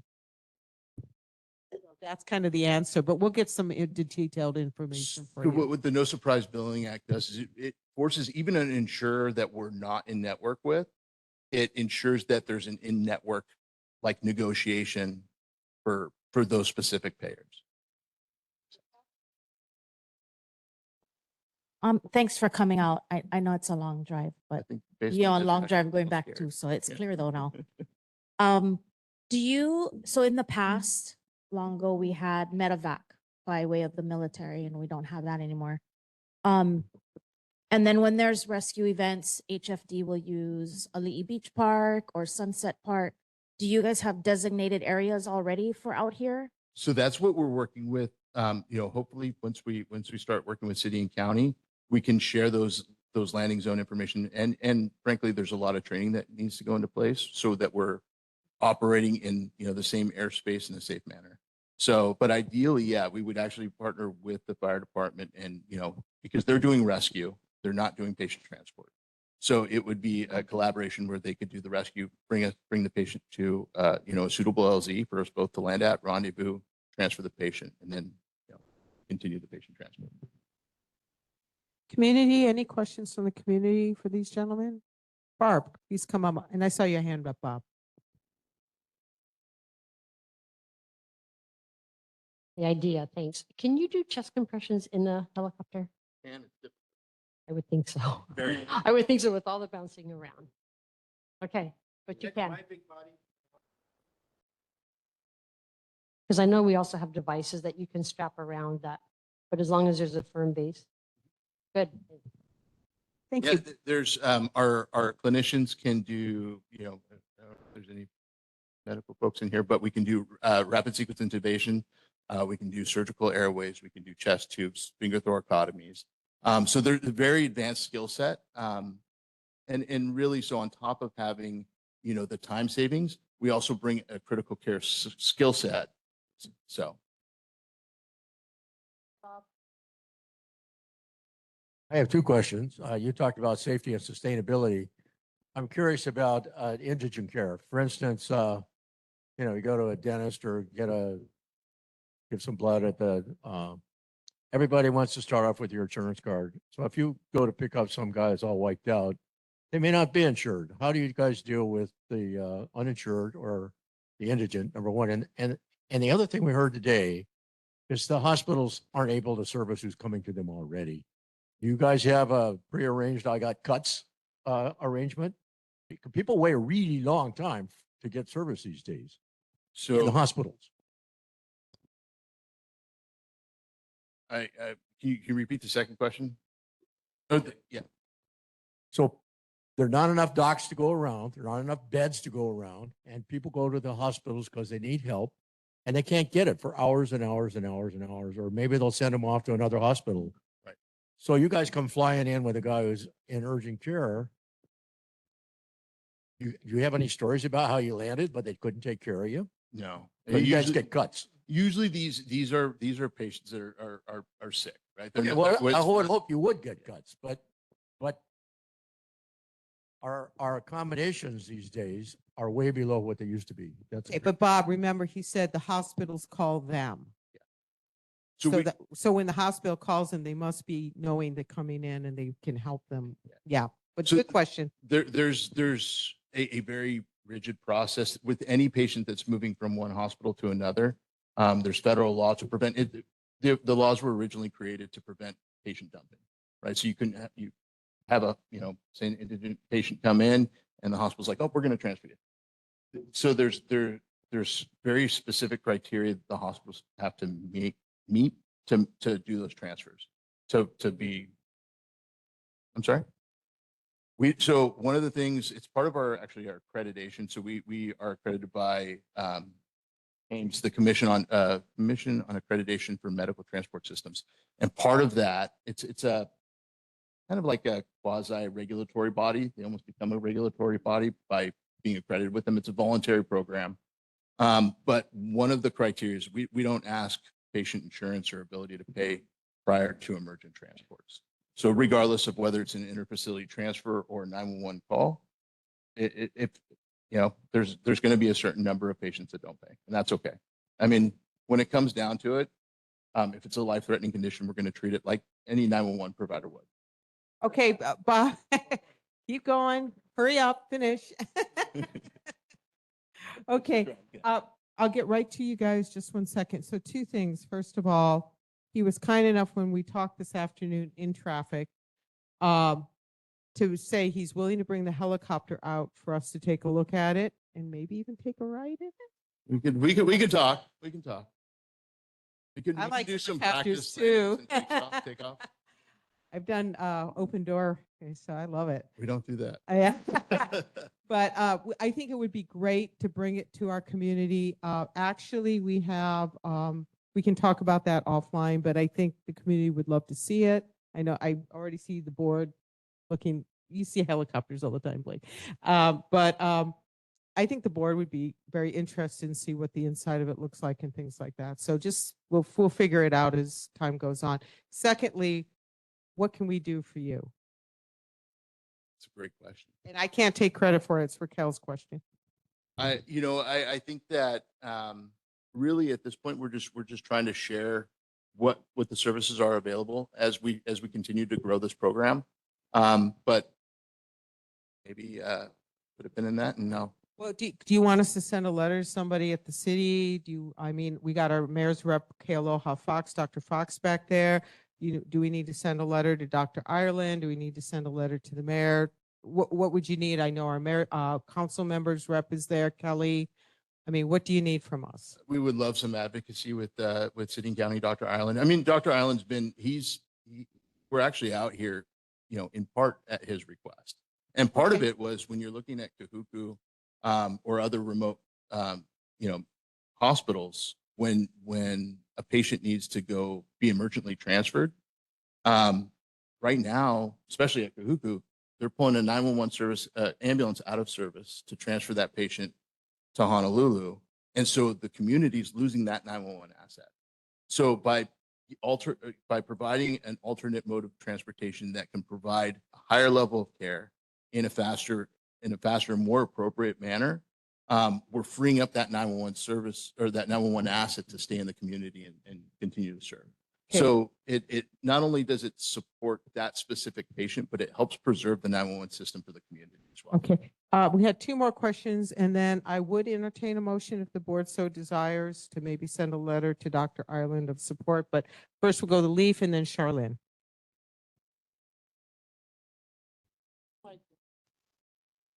My mic.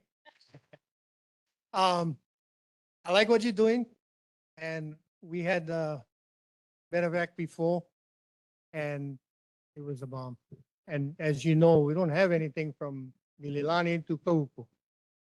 And, you know, if you get something going on over here, you're stuck. And this morning I passed the ambulance, stuck in the freeway, probably going to either taking somebody or picking them up, but stuck. We had something like that, like the medevac, they could just land. And, you know, we don't have to find open spaces to land. They used to land in the intersection. Put 4 cops over there, land. And as some of you guys know, downrange, the helicopter is the way to go. 2 shakes, you're in and out.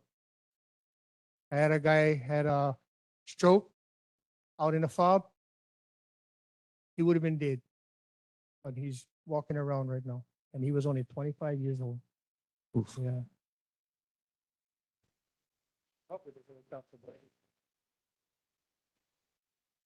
Hi, thank you. I know I'm getting a little hung up here about the cost. And I thought I had really good insurance, but just an ambulance ride is $2,000, you know?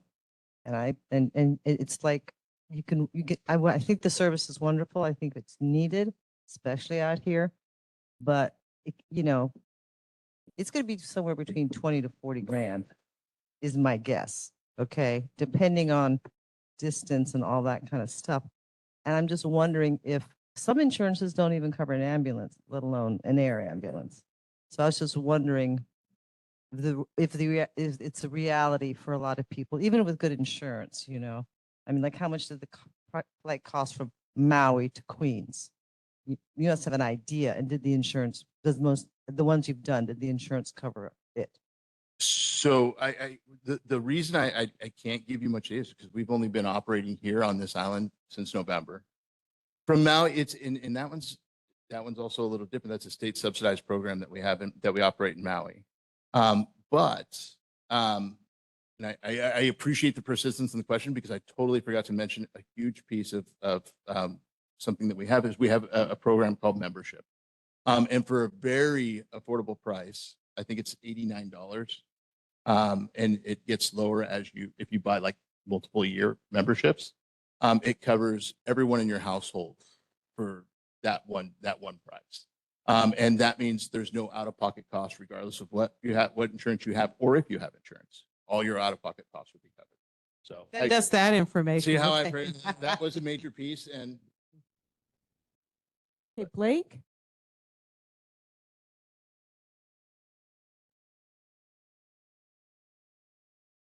Is it on? Thanks. Yeah, stoked. I'm sorry, I missed it. In terms of helicopter transport on Oahu, it's going to be active. it's active now. So in terms of building community awareness and awareness amongst all the emergency public service agencies, what would you inform us, like if we're at the scene just as a bystander of a critical incident, we would say what to like a police officer or whatnot in order to potentially be able to have you guys fly directly to the scene and transport? So right now, that's not even an option. So it would have to be from, as an interfacility transfer from one hospital to the next. So in terms of being able to respond directly to the scene of an injured person, when do you project that? I couldn't give you a time right now. It depends on, I know that city and county is doing their due diligence to make sure that they don't have to go through a procurement process. But that's kind of the holdup right now. But your advocacy would go a long way in trying to expedite that process. So. Got it. And sorry, last one. And so in terms of the immediate availability of those plans that you were mentioning, the $89 that currently would be applicable for Oahu for transporting between facilities, but eventually that would also apply once the direct to the scene services are available. Thank you. Yeah, and it's actually applicable across our country, across the country. So if, you're in Maui, or if you're in Texas, and, you're flown by one of our sister companies, AirVac, Life Team, MedTrans, that membership is honored as well. Thank you. That's good to know. Board, do we want to entertain a motion to send a letter of support? Someone was to make the motion. Raquel? Okay. Like to make a motion to send a letter of support to Director Ireland to do all the stuff. You know, the stuff. Okay. Of support for your services, yes. Okay, and to speed up the negotiations. Do we have a second? Okay, Zaz seconds. Okay, any further discussion from the board? All those in favor say aye. Any opposed? Any objection? Any abstention? Okay, we'll go ahead and send a letter saying you gave us a presentation and we support what you're doing and we'd like to get this speeded up so our community can take advantage of it. Thank you very much. I Okay, appreciate it. thank you. And Hope you don't need it. yeah, exactly. Thanks, Amy. Okay, moving on to elected officials. Dr. Fox, you are up.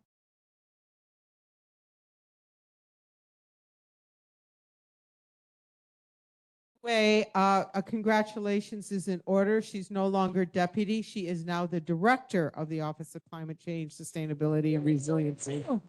Thank you, Chair. Thank you, board members. Happy New Year, everyone. In this month's Mayor's Highlights, I want to congratulate, we had 3 swearing-ins in 3 consecutive weeks within the Mayor's Cabinet. So I want to congratulate Chief Kurt Lager, who was sworn in as our Chief of Ocean Safety. Thank you to the Ocean Safety team who comes here and provides the updates. And of course, thank you to our Vice Chair who serves on the Ocean Safety Committee, who was a part of this process. We have a new FEMA flood rate insurance maps. Those are going to take effect in June 10th. This is something that my office is working on with Brian Gallagher at DPP. So if folks want more information, we have Get Flood Ready on our website, and then we're providing virtual and in-person open houses. We had a fabulous virtual open house that we've already recorded and we're putting onto our website. So maybe I can just send you the link and make sure you pass it around. Lots of information. We had representatives not only from the city, but also from FEMA, and then HIEMA as well were on the webinar. We have new construction beginning at the Waianae Police Station to be able to expand their footprint for public safety. We have 2 new transit-oriented development housing complexes going up in Kapolei and Kalihi, which is also related to our 3rd swearing in, and that's Director Kevin Auger for our newly formed Department of Housing and Land Management. And then unfortunately, there was vandalism at the restroom at Kapiolani Community College. And so one of the things that we're trying to promote more is our city has launched the new and improved H&L 311 system. And so this provides the opportunity for residents to report issues in communities that you feel like needs to be fixed or addressed, just like the vandalism of the restroom. You can go ahead and submit your request, take a picture, type any notes, and it goes right into the mobile app, and then somebody can respond. We actually have a software system that we're required to check, and our staff are required to check too. And so this is actually a great way, in addition to the letters of support and recommendations and the resolutions that you folks pass. This is a great way for anybody in the public to be able to make sure that it comes across our desks. And we're actually required to make sure that we follow up on these. They're logged in the system and they're actually reported monthly to make sure that we are responding to anything that you feel like needs to be solved. And so, for instance, bathroom vandalism is a great example of something that we can follow up on really quickly. And so folks like DPR or DFM can log it in the system and make sure somebody is deployed. I only have 2 department issues for follow-up from our last meeting. One, Bob, we had the question about the Pupukea Road concerns and just making sure that the question was if during the Pupukea Road improvements, will the road width be reduced? And both DTS and DDC said the guardrail improvement project does not reduce the road width in the project that they're working on. And then we had the other request to follow up on the HPD special duty support for the Haleiwa Parade. And I know the mayor's office did sponsor that. They did process the co-sponsor request for HPD. I checked in with Mayor's executive assistant and she said you folks can submit the Haliva parade now at any time. People have already started. Yeah, where is she? Usually it's here. There we go. Yes. Usually people kind of wait to the end, but you can already go ahead and start. You can submit it any time. Yeah. Yeah. It can go in already. It just has to be within the you just got to do it in the calendar year. So it's already 2026. So yeah. Yeah. I'm here for any questions. Okay, great. We appreciate that. Any questions from the board? Yes, Raquel. Congratulations. Thank you. Going back to FEMA. Yeah. Are you guys accepting the LOMA letters, the letter of map amendments? No, so if there's any, if folks have concerns about their property or a portion of their property being newly mapped, part of what the webinar and the information that we have kind of walks you through what's the dispute process. And this is the time now to do it. The maps go, they're made permanent June 10th, 2026. Yeah. And I'll make sure I get that to you, Chair, tomorrow morning. By the way, it's wonderful. I was on your website the other day and I was checking it. Thank you for putting all that information there so it's easy to find instead of trying to locate the federal government's website. I have a question for you. So looking at where I live right over here in Kukea Circle, I was in, I was out, I was in, out. It's changes. And I'm an X. What does that mean? That is a good question. I don't have my flood key with me. It's like 0.02%. It was like a really infinitesimal that you will get flooded. And I just want to know, I do have FEMA flood insurance. I've had it forever and it was good because I got grandfathered in because the last time they changed the maps, I went from out to in and I have a mortgage. So they insist that you have these things, right? But now it looks like I'm out. And of course, the insurance has gotten really expensive over the years. And I just got my latest bill. And so I'm kind of debating. I don't know whether I should renew it or let it go because I'm afraid 10 years from now, FEMA will change it again. And I mean, I really seriously doubt that I would ever get nailed, but you never know. But yeah, could you check and let me know? You can just email me directly. I definitely will. And that's Yeah. the thing, people should stay on up to date because they have changed and they will continue to change in the future. Hi, just real quick. Very curious. Any statistics on how many people are already using 311? It just launched December 1st. Yeah, I don't have the Okay. statistics right now. I Okay. can tell you for H&L Alert, which is overseen by our Department of Emergency Management, our goal target is 250,000 users. Oh, all right. Yeah. Yeah. Okay. Thanks. Any other questions for Dr. Fox, community? Any questions? Yes, Linnell, please come forward.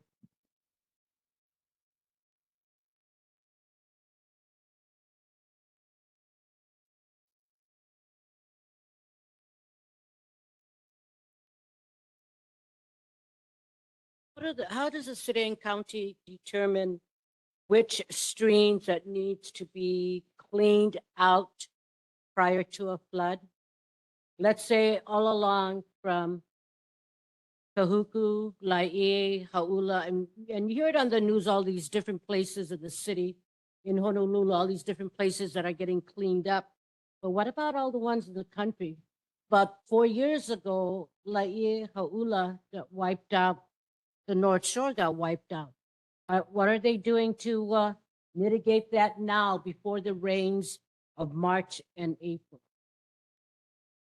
Linnell. Yep, good question, Linnell. So I'll make sure that I follow up. So streams, if the stream is within the city and county of Honolulu's jurisdiction, it's under the Department of Facility Maintenance, and we have a stormwater quality division. They help to oversee these processes. But what I can do is make sure that I look at the major streams within the maps, and then I can see which ones would be under DFM. Yeah, I do know they come and clean out the mouth for Vale over here regularly. That makes just sense. before a storm. So I can, when I see which ones are in there, then I can see maybe what the maintenance schedule would be. That would be great. Thank you. Appreciate that. Thank you very much. In Haula, I mean, a lot of homes got wiped out 4 years ago. So, I don't know what jurisdiction it is, but that's a case where everybody has to work together to keep these families safe. It's ridiculous. You can see the sandbar blocking the stream. Yeah. Thank you, Linnell. Any other questions? Yes, Andrew. Is this on? Yeah, perfect. A follow-up question to the stream maintenance. There's also kind of the drainage ditches next to some of the major roads, for example, Waialua Beach Road.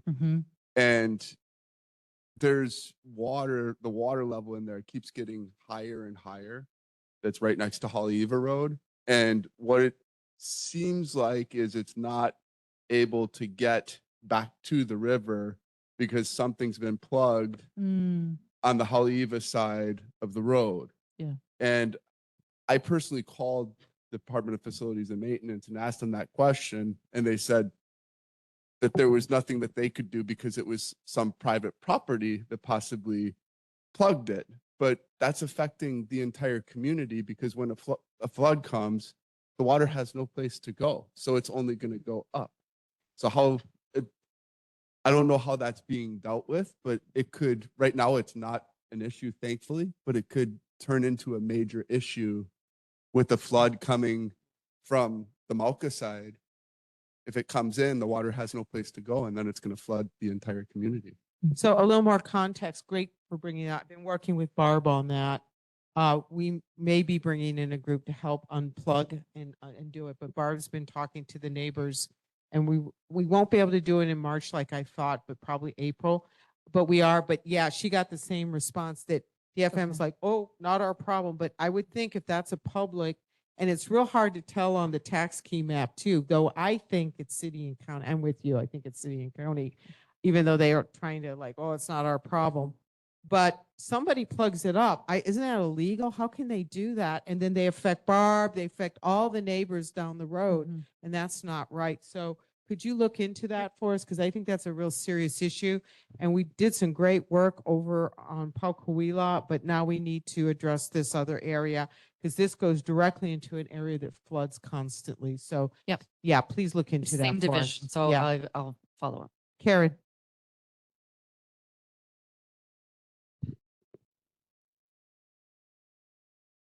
Hi, this is just for us people that live upside and the Eddie Aikau contest. It's always kind of, maybe it's gonna happen. Last year was really a big disaster for people that lived out there because the police closed the road and then they opened the road. Kind of like for my area that was open. So I went and took some people up Pupukea and then I tried to come back down to my house and they'd closed the road again. And I couldn't get back to, it was just, it was really bad. So now I heard that they were going to have this great idea just to close the road all day. And there's a whole lot of people, including my sister, that have to work in Haleiwa. And, she can't ride a bike to Haleiwa. Her health is really bad and she's not alone. So anyway, I just wish that there was some communication with the people that lived out there so we knew what was going on and had time to plan our days around it. So that's it. Thanks. Thanks, Karen. Karen, so what I'll do for that is, so I'll follow up with not only HPD, but I'll also follow up with DTS because last year they tried to change the bus routes, right? To try to get less cars off of the road. But then I'll also follow up with the mayor's comms team to see what is the information that we're able to put out to the public now, ahead of whatever the plans are ahead of when the contest goes off. Cause it's so early in the morning, right? That they shut it down. So yeah, I'll check. And then a follow up, you weren't here when this came up under HPD, but George brought up the issue that, on the bike path, we're supposed to have signage that says no motorized vehicles. Can we get some new signage up there? Because we have issues with dirt bikes and e-bikes using it. And that will help. We asked HPD to take a more proactive approach in kind of managing that, maybe sitting and watching. But it would help to have signage. And I think some of the signage has been taken down over the years. So, Okay. okay. I'll follow up with, I think that's DFM. DFM on the signage portion, but then I'll follow up on the potential for the citation and just somebody to monitor it with. That would HPD. be great. Thank you. Any other questions, Leaf? Yeah, on that bike path thing. Again, back to the people that it's supposed to protect. They're not protecting themselves. They're not stopping at the intersection. You know, they gotta stop and look both ways just like everybody else. There's a stop sign right there, boom, and they just travel right by. So gotta make that a little more. I don't know if it's worn out. That's why we want the police to park there and ticket people. Yep. It's a deterrent. It works generally. Get a few of them in. Anybody else, board members, community? Thank you so much, Thank Dr. you. Fox. So great to see you as always. Yep, Thank you. thank you. Kelly, you're up.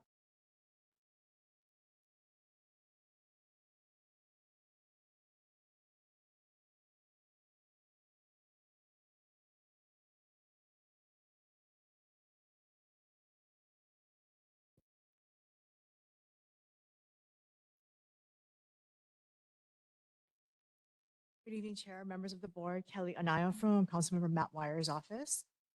Just a couple things. The Haleiwa town restriping. DFM, the Department of Facility and Maintenance, did confirm that they received my work order from previous, and they did start work in November of last year, but due to the weather conditions, they couldn't complete it. So they were anticipating restarting the restriping at the ending of this month, but was here this morning and I drove through. It looks like they did it, but I don't know if it's because it's raining and then just the dirt is over it, but because some areas are a lot brighter. So it looks like they started down by the Starbucks site and then they're probably going to try and finish up. So it is in the works. They are aware of it. Another situation, Wailua Beach Road. So HPD started doing parking enforcement last week, but that is because we meaning Councilmember Wire's office, received complaints about the safety conditions.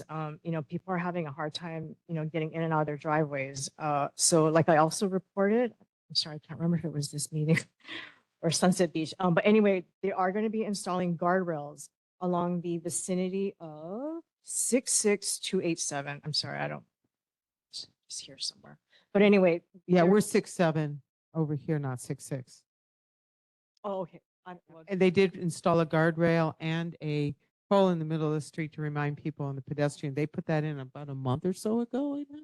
Oh, no, this is down by the residential. Oh, side. down by the other Yeah. side. Okay. So yeah, that's actually where HPD has been doing enforcement. So if you know anybody that lives there, please remind them that it is actually illegal to park on unimproved sidewalks. There is an ROH, it's 15-14-1A1 and 15-14-2. So maybe let everybody know. Also, I'm so sorry I didn't get back to you, but you're on my list. The distillery noise nuisance, we've also been receiving complaints about that. Unfortunately, when the Liquor Commission went out, 3 separate occasions, they did not observe any noise nuisance. Yes, I know. And so when I let the complainants know, obviously they're not happy, but I am still trying to figure out something that we can do.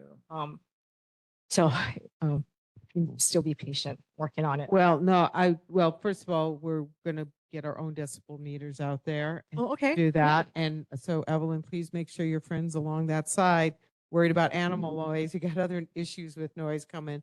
Please make sure they turn it in. They can do it anonymously. They can call Kelly Yes. at the office or Actually, send it to me and I'll send it in to it would Kelly. be- I would recommend if you could reach out to Liquor Commission directly. Send me the contact information. Yeah, I will. Because when they come up for their licensing or their permit renewals, they will take into account the complaints that they receive. So I think it'd be better. I mean, of course, you're welcome to send it to council members' But office. the thing we found out that was very interesting, thank you, Kelly, for your research. And by the way, you're doing just great. Don't worry about it. I know you've been No, but I busy. know ours is the con. We found out that depending on the land classification, Yes. The decibel they can level. be at 70 decibels 24 hours a day because it's industrial. Yes. It is actually zoned industrial. I think it was ag, but because the majority of the parcel is being used as industrial, that takes. It is zoned industrial, yeah. Oh, yeah, okay, yeah. And so, So- but I think we need to, and please share this with council member and maybe he can look at bending some rules or something. I think at least if you got houses around there, you need to take that into consideration. And he has houses around there. And that's just, in my opinion, you gotta be mindful of your neighbors. And if anyone hasn't seen it, there's a band that likes to put on Facebook, or at least until the cops come, we'll play music. And I think I sent that to you. And I was just like, you know, and I think they're trying to be funny, but it's not funny if you're a neighbor and you got to work the next day and got to get up. It's kind of insulting, to be honest with you. for sure. Yes, Amy. What are the hours they should be quiet? They're saying that they stop the music at 10, but they don't always. But even still, at 10 o'clock, I mean, we have this big wide open space. The music just flows. And during the week, it's, you know, if you're trying to go to work the next day, it's kind of, it's just, it's a quiet neighborhood. You need to, in my opinion, personal opinion, you need to respect that. But that's just me. I feel the same for the residents who live across from Teddy's Bigger Burger. I don't know if any of you are in the room, but on their trivia nights and their other DJ nights, I can't imagine living across the street. For bringing that up. Go ahead. Much Raquel. closer than this housing, it seems. Yeah. Go ahead. Hi, Cal. You know, with that distillery, whatever it's worth to report it on there or however you're gonna note it, you know, I'm pissed because that guy said he was doing a distillery for manufacturing. He specifically said it was not going to be a bar. He blows it for people who want to do legit business and have to convince us to side with them. We all toured his place and he said, oh, it's not going to be a bar. It's not going to be a bar. Well, he lied. Now he screws it up for everybody else that wants to present something over here. So if there's any mark to be put, I would put that in there. Well, whoever you, I don't know, tell me who to call, but It's funny because I don't really get too many issues with liquor commission, so I'm not completely versed. I do need to do more research, but yeah, I will yeah, definitely get let it- them know. I'll take the commissioner number. Thank you. Thank you. Okay, we'll get you through your report, but we've just got some questions here. Go ahead, Lee. I'm blessed. Thank you. When the plantation had that place, it was zoned industrial. They owned all the houses. Everybody that lived there worked for the plantation. It's different now. I think Kathleen is right. Something's got to be done because I don't think they have that. You want to call it right? Doesn't seem industrial. Really appreciate that. Okay, continue. Okay. Unfortunately, I don't have any further updates regarding the North Shore First Responders Hub, but we do know that city administration is moving forward. And so as far as we know, it's still in the works and it's going to happen, but just got to wait for that to come to fruition. And then also, unfortunately, I do not have any further updates regarding the Mount Kaala gondola project. We were waiting for DPP to see if it would be granted their extension of time for the all the testimony. Thank you. But I have not heard back from them yet. So Yeah, if they haven't, they're probably going to wait till I'm sure. what's the 30th day and say, oh, Yeah. sorry, we're not going to grant you the extension. Yeah. Knowing But Dawn, they're- she's but they're- probably just told her team, just assume we got 30 days and don't worry about it. But yeah. And I think that is it. Just forgot. So myself and HPD have been working with the Army to try and get Army Beach cleaned up. So we are, I think I mentioned that a couple months ago when we initially went out. So we're looking at hopefully sometime next month. So hopeful with that. I thought the military was going to be here, but yeah, shout out to them. And then also, I think Andrew, about the Wailua Beach road ditch. Yeah, you know what? So initially I was told, and the research that I got was that Wailua Beach Road was constructed by the state. And then when they conveyed it over to the city, they did not give the ditch to the city. That's probably why DFM told you that it is not under city jurisdiction to clean. So it might be state, but yeah, it could be private property too. I'm not sure what the TMK. So Well, we're just going to go clean it up anyway. We don't care who Okay. wants to. Yes, Carol. that's it for me. If anyone has any questions for Councilmember, I can. Hi, Kelly. Yeah, I guess putting on the transportation hat a little early. Just update and maybe, is it Dr. Fox can take this back to the mayor too? If we could have updates on the progress of the Haleiwa walkways, like maybe regular updates in when you come to the meetings, that would be super helpful. It's really an update, but we had a meeting with DTS today and they did mention, I mean, they are working on it. They had some, I guess some minor setbacks because they have to work with the individual private property owners to kind of go over. So they are a bit delayed, but it is moving forward. So. Haku said they look to maybe the spring or summer to let the contract out. That's what he told me. Before the holidays. So yeah, they had a setback dealing with some of the small landowners. Yeah, with the private property owners. Cheryl. Kelly, I should have brought this up to HBD, but since you have that relationship, you were talking about no parking on the bike path and Wilo Beach Road. Well, actually, yeah, that's where they wanted enforcement. So we're doing it and now we're getting complaints about the enforcement, but it's basically any unimproved sidewalk. Okay. There is, yeah. But on Haleiwa Road from Kayaka Park down to Jodo Mission, there's a sidewalk, yeah? And it's no parking. And for the most part, people respect that no parking, except at night. There's these two cars that come after work and they park.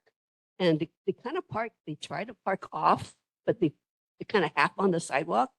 And at nighttime, people don't really walk, not a big deal. But on weekends, when they're home and they park halfway on the sidewalk, so I was driving by and I saw a lady with a stroller and her kids. She literally had to go on the road. And they've been doing this for a long time. And I think people just, you know, they're locals. They can. Maybe we can talk offline if you can give me a make and model. and Oh, I license. don't know. I can give you the location.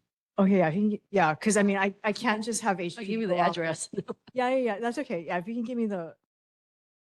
I'm gonna move us along because I want to get to our state elected officials, and especially since we have a nice young lady here tonight. And I don't see Mark. I think he might have left. He was here. Is he still here? Oh, is he outside? Okay, great. And then we'll get right to you, young lady. Okay. And then Amy can take us home. Thank you so much for waiting. See, I knew we'd get to you. Thank you. Was it again? Mark Taliai on behalf of Senator Wall's office. The 2026 legislative session has officially begun, and tomorrow is the last day for bill introduction in the Senate. Many of Senator Wall's bills carried over from last season, so we will be continuing to advocate for them to be scheduled for hearings. This session, the Senate Minority Caucus is focusing on affordability, Native Hawaiian affairs, and good government.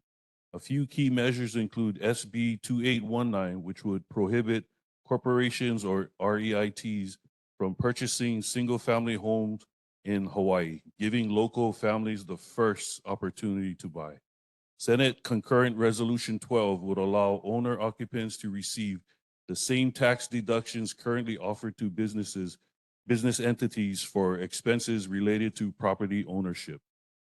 There are also a handful of other bills that Senator has introduced, so please continue following on the legislative website for updates on all our legislation. On the community side, tomorrow it concludes the final Genki drop in collaboration with our elementary schools. Moving forward, we hope to work with the Castle Foundation to pass the torch to the Keahi Akahoi Canoe Club so they can continue cleaning our waterways in Kahalu. A few months ago, we invited the community to an air layering project at our Kahalu Food Tree Project. And this Saturday at 1 p.m., we invite everyone to join us again and take home an ulu tree that is a direct result from that project. All you need to bring is a pot or a bucket with dirt. Please call our office or or email Senator Wah if you'd like to participate, as supplies are limited. I'll be happy to take back any questions for Senator. Board members, Charlene, and then leave. I'm not sure if this is the correct department, but do you know the Sunset Beach Recreation Center? I've had some of the neighborhood people ask me, why can there not be a crosswalk? I know it's a cross-cam highway, but it's a city and county facility. And there's no crosswalk at all. And I know that years ago we did ask and they said, oh, because there's no place to go on one side and it's, too close to Sunset Christian School, but they no longer have a school. And they have the hump and the crosswalk and all that there. But they use it on Sundays and stuff, but they don't have an actual school session anymore. So the rec center, though, is really, really difficult for kids or even adults to, cross over. There's no crosswalk. And I just wondered why could we please get one? Oh, I'll present this to him. That should have been done a long time ago. They get every excuse in the world to not put a crosswalk. With the governor fighting for housing, and everybody saying that we don't have housing here and whatnot. We get plenty of housing. It's just the fact that people from not here is buying all the houses, and the people here cannot afford the houses. So Brenton turned in that he made a proposal once for making about you got to live here, rent a house, and live here for 15 years before you can buy property. Where are we going with that? Can we push that a little bit? Sure. Because this would help our people get a chance to get these houses that are supposed to be for us. Low income housing doesn't go to us. It goes outside. Sass. Just piggybacking on what Leaf said, I was wondering, did that bill get reintroduced where like foreigners aren't allowed to buy like 15 miles within a military base? I think he did that, but he kind of changed it so it goes into circulation again. Because sometimes when it comes back, it dies the same, so they change them just a little bit. Is it back up this year? That's what I'm looking at. Oh, okay. Yeah. Sweet. That's a good one because, that might help help stop foreigners from buying, massive amounts of acreage from Dole, like such as the gondola guy. And so that'll be a really great bill to keep an eye on. Oh, yeah. Okay, thank you. Any other questions? Hey, thank you. Thank you for waiting. We do appreciate that. Thank you, sir. Okay, young lady, please come forward. Aloha, good evening. My name is Callie Bolosan, and I'm serving as Representative Quinlan's Keiki Caucus intern for this legislative session. I'm here on his behalf just with a few updates from his office. Firstly, there have been concerns about a rise of invasive species sightings on the North Shore, more specifically coconut rhino beetles. Representative and his office are currently in the process of coming up with solutions to eradicate this population of coconut rhino beetles. Currently, UH Manoa's College of Tropical Agriculture and Human Resources is proposing to build an invasive species research facility, which Representative will be supporting in their request for $24 million to build the facility at Whitmore Village. Secondly, the representative's office is continuing their efforts in regards to gondola bans. Support is coming from all over Hawaii, not just the North Shore, and definitely not just Oahu. A bill to ban gondolas statewide has been introduced, and REP is looking forward to its first hearing. Updates regarding testimony acceptance and hearing dates will be issued through social media. And that is all for updates from Representative Quinlan's office. I will be happy to take any questions or concerns. And can you email me? I'll give you my card. Can you email me when that bill is coming up for a hearing, and we'll make sure that we inundate you guys with testimony. We're real good at that. Any questions? Yes, Charlene. I'm just going to ask Quinlan's office also to look into the crosswalk at the rec center, please. Thank you. Any other questions? Yes, Lee. This came up in conversation today, and maybe that's not the right place, but is there a way that government, whoever it be, state, city, whoever, that we could actually draw a line right down Kaukonahua Stream and pretty much say anything on the Mauka side of that, no touch. That's for beauty. And we should do that for many other places in the state. Because like she said, these people coming over here buying cheap land and jamming them all up. I love this place. It's so great. Come over here, jam them all up. I think Rep. Caruso will have something to say on that when she comes up. Any other questions for Rep. Quinlan? Yes, George. Give us an update on the bill he was going to introduce about no gondolas and et cetera. That's what she just did that. Could you repeat it for George, please? I don't know anything about specific bill number yet or its process, but I know that it's been introduced and the hearing is yet to be scheduled, so. And I asked her to send it to me when the hearing gets, to send it so I can send it to all you guys. So thank you very much. Okay, thank you. I appreciate, and thank you for your patience for waiting. Okay, Amy, you're up.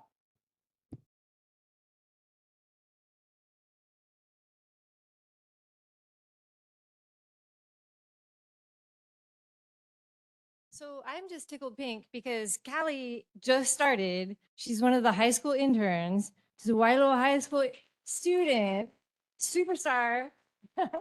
So hope she's like really, you're raising the ante.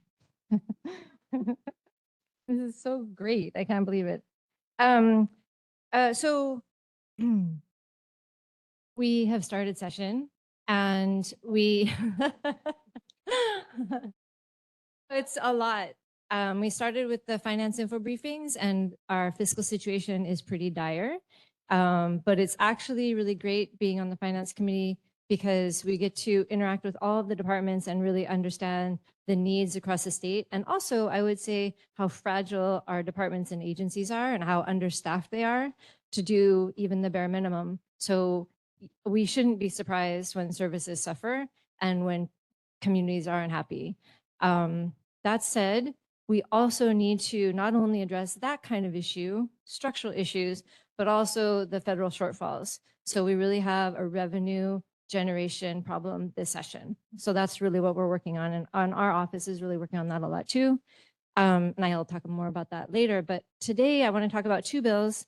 The first is House Bill 1569, and I'm sharing it here because I know that you folks are really interested in environmental issues. And it is the only bill that's been introduced to deal with the microplastics issue. So we know that when we wash any synthetic fabrics, they shed a great deal in the washing process. Those microplastic fibers go into the waterways, and they have developed a mechanism for washing machines, and they can modify the washing machines, or what this bill asks them to do is to, over time, by a certain date, to make that a requirement for all washing machines that they come equipped with this kind of filter. So that's going to be heard on Thursday. There's still an opportunity to submit testimony, and other bills will be heard in the Energy and Environmental Protection Committee. We are starting early, so our first hearings are on Thursday. And then I also wanted to alert this community to a bill. It's House Bill 1571.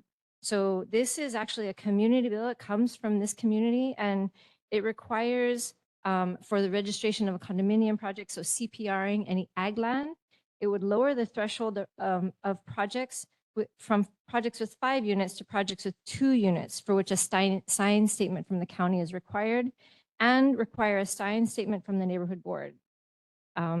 So that way we have more of an opportunity to weigh in on these kinds of projects and determine their validity or legitimacy.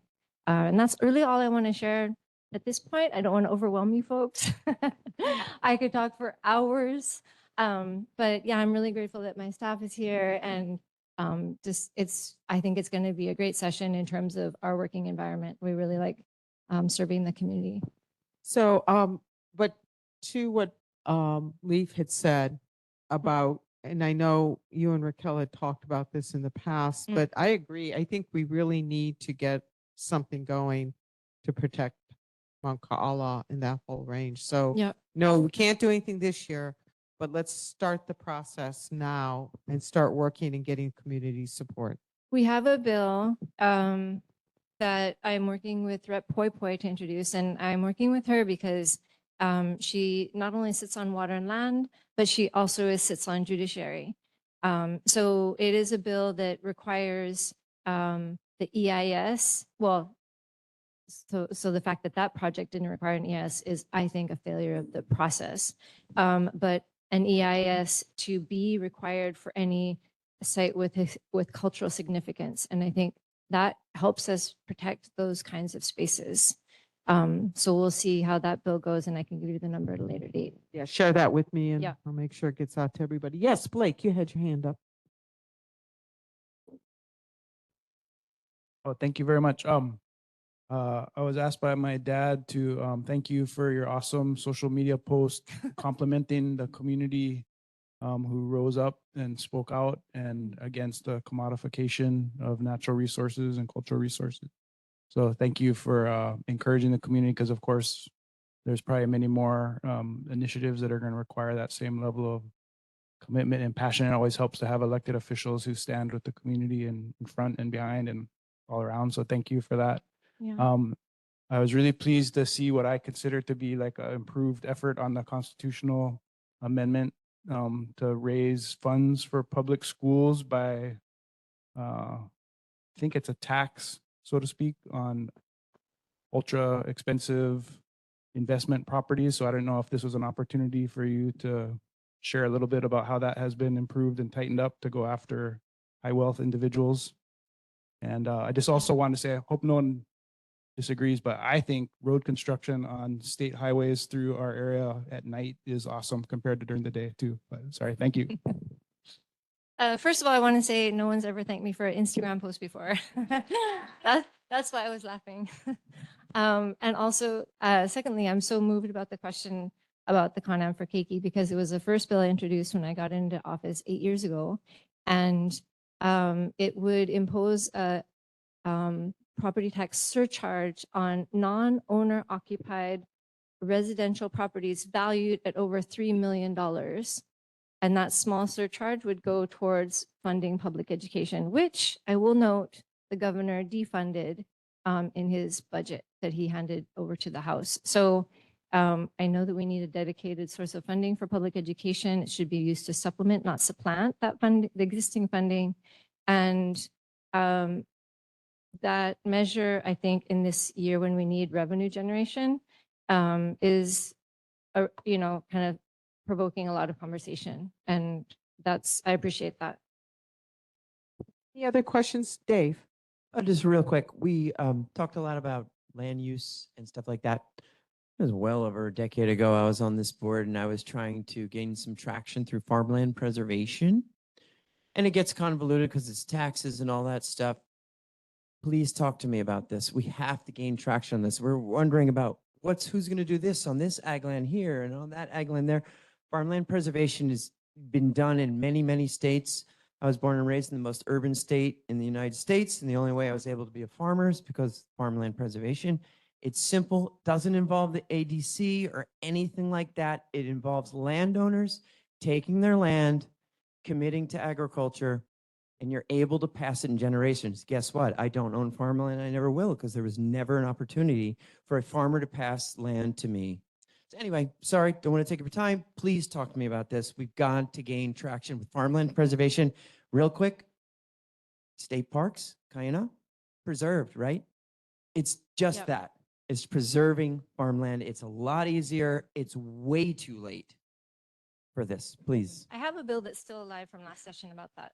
So I know it's a shame that it's too late to talk about this, but it's still alive.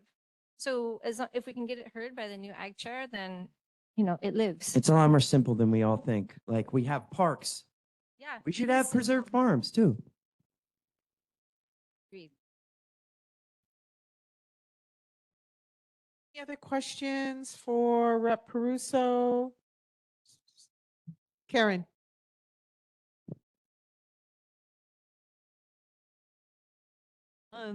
People laugh when I say this, but I think it's the perfect solution for education. And all you got to do is require that all elected officials must put their children in public schools.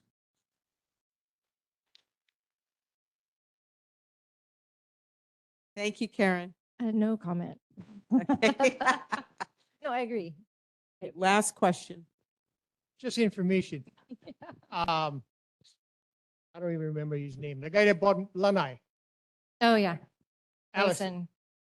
He brought his family over here on vacation, did some stuff. The wife said, you can go home. Me and the kids gonna stay here, and the kids are in what do you In- call in it, our schools? elementary school in Lanai, and loving it. So that's one person. Okay. Thank you so much for coming tonight. We really appreciate it. Okay, we have one last item of business. Our minutes for the November 25th, 2025 regular meeting. Do we have a motion to accept the minutes? Bob, do we have a second? Carol, any discussion? All those in favor say aye. Abstain? Objection? Hearing none? Thank you, everybody, for coming tonight. Appreciate it.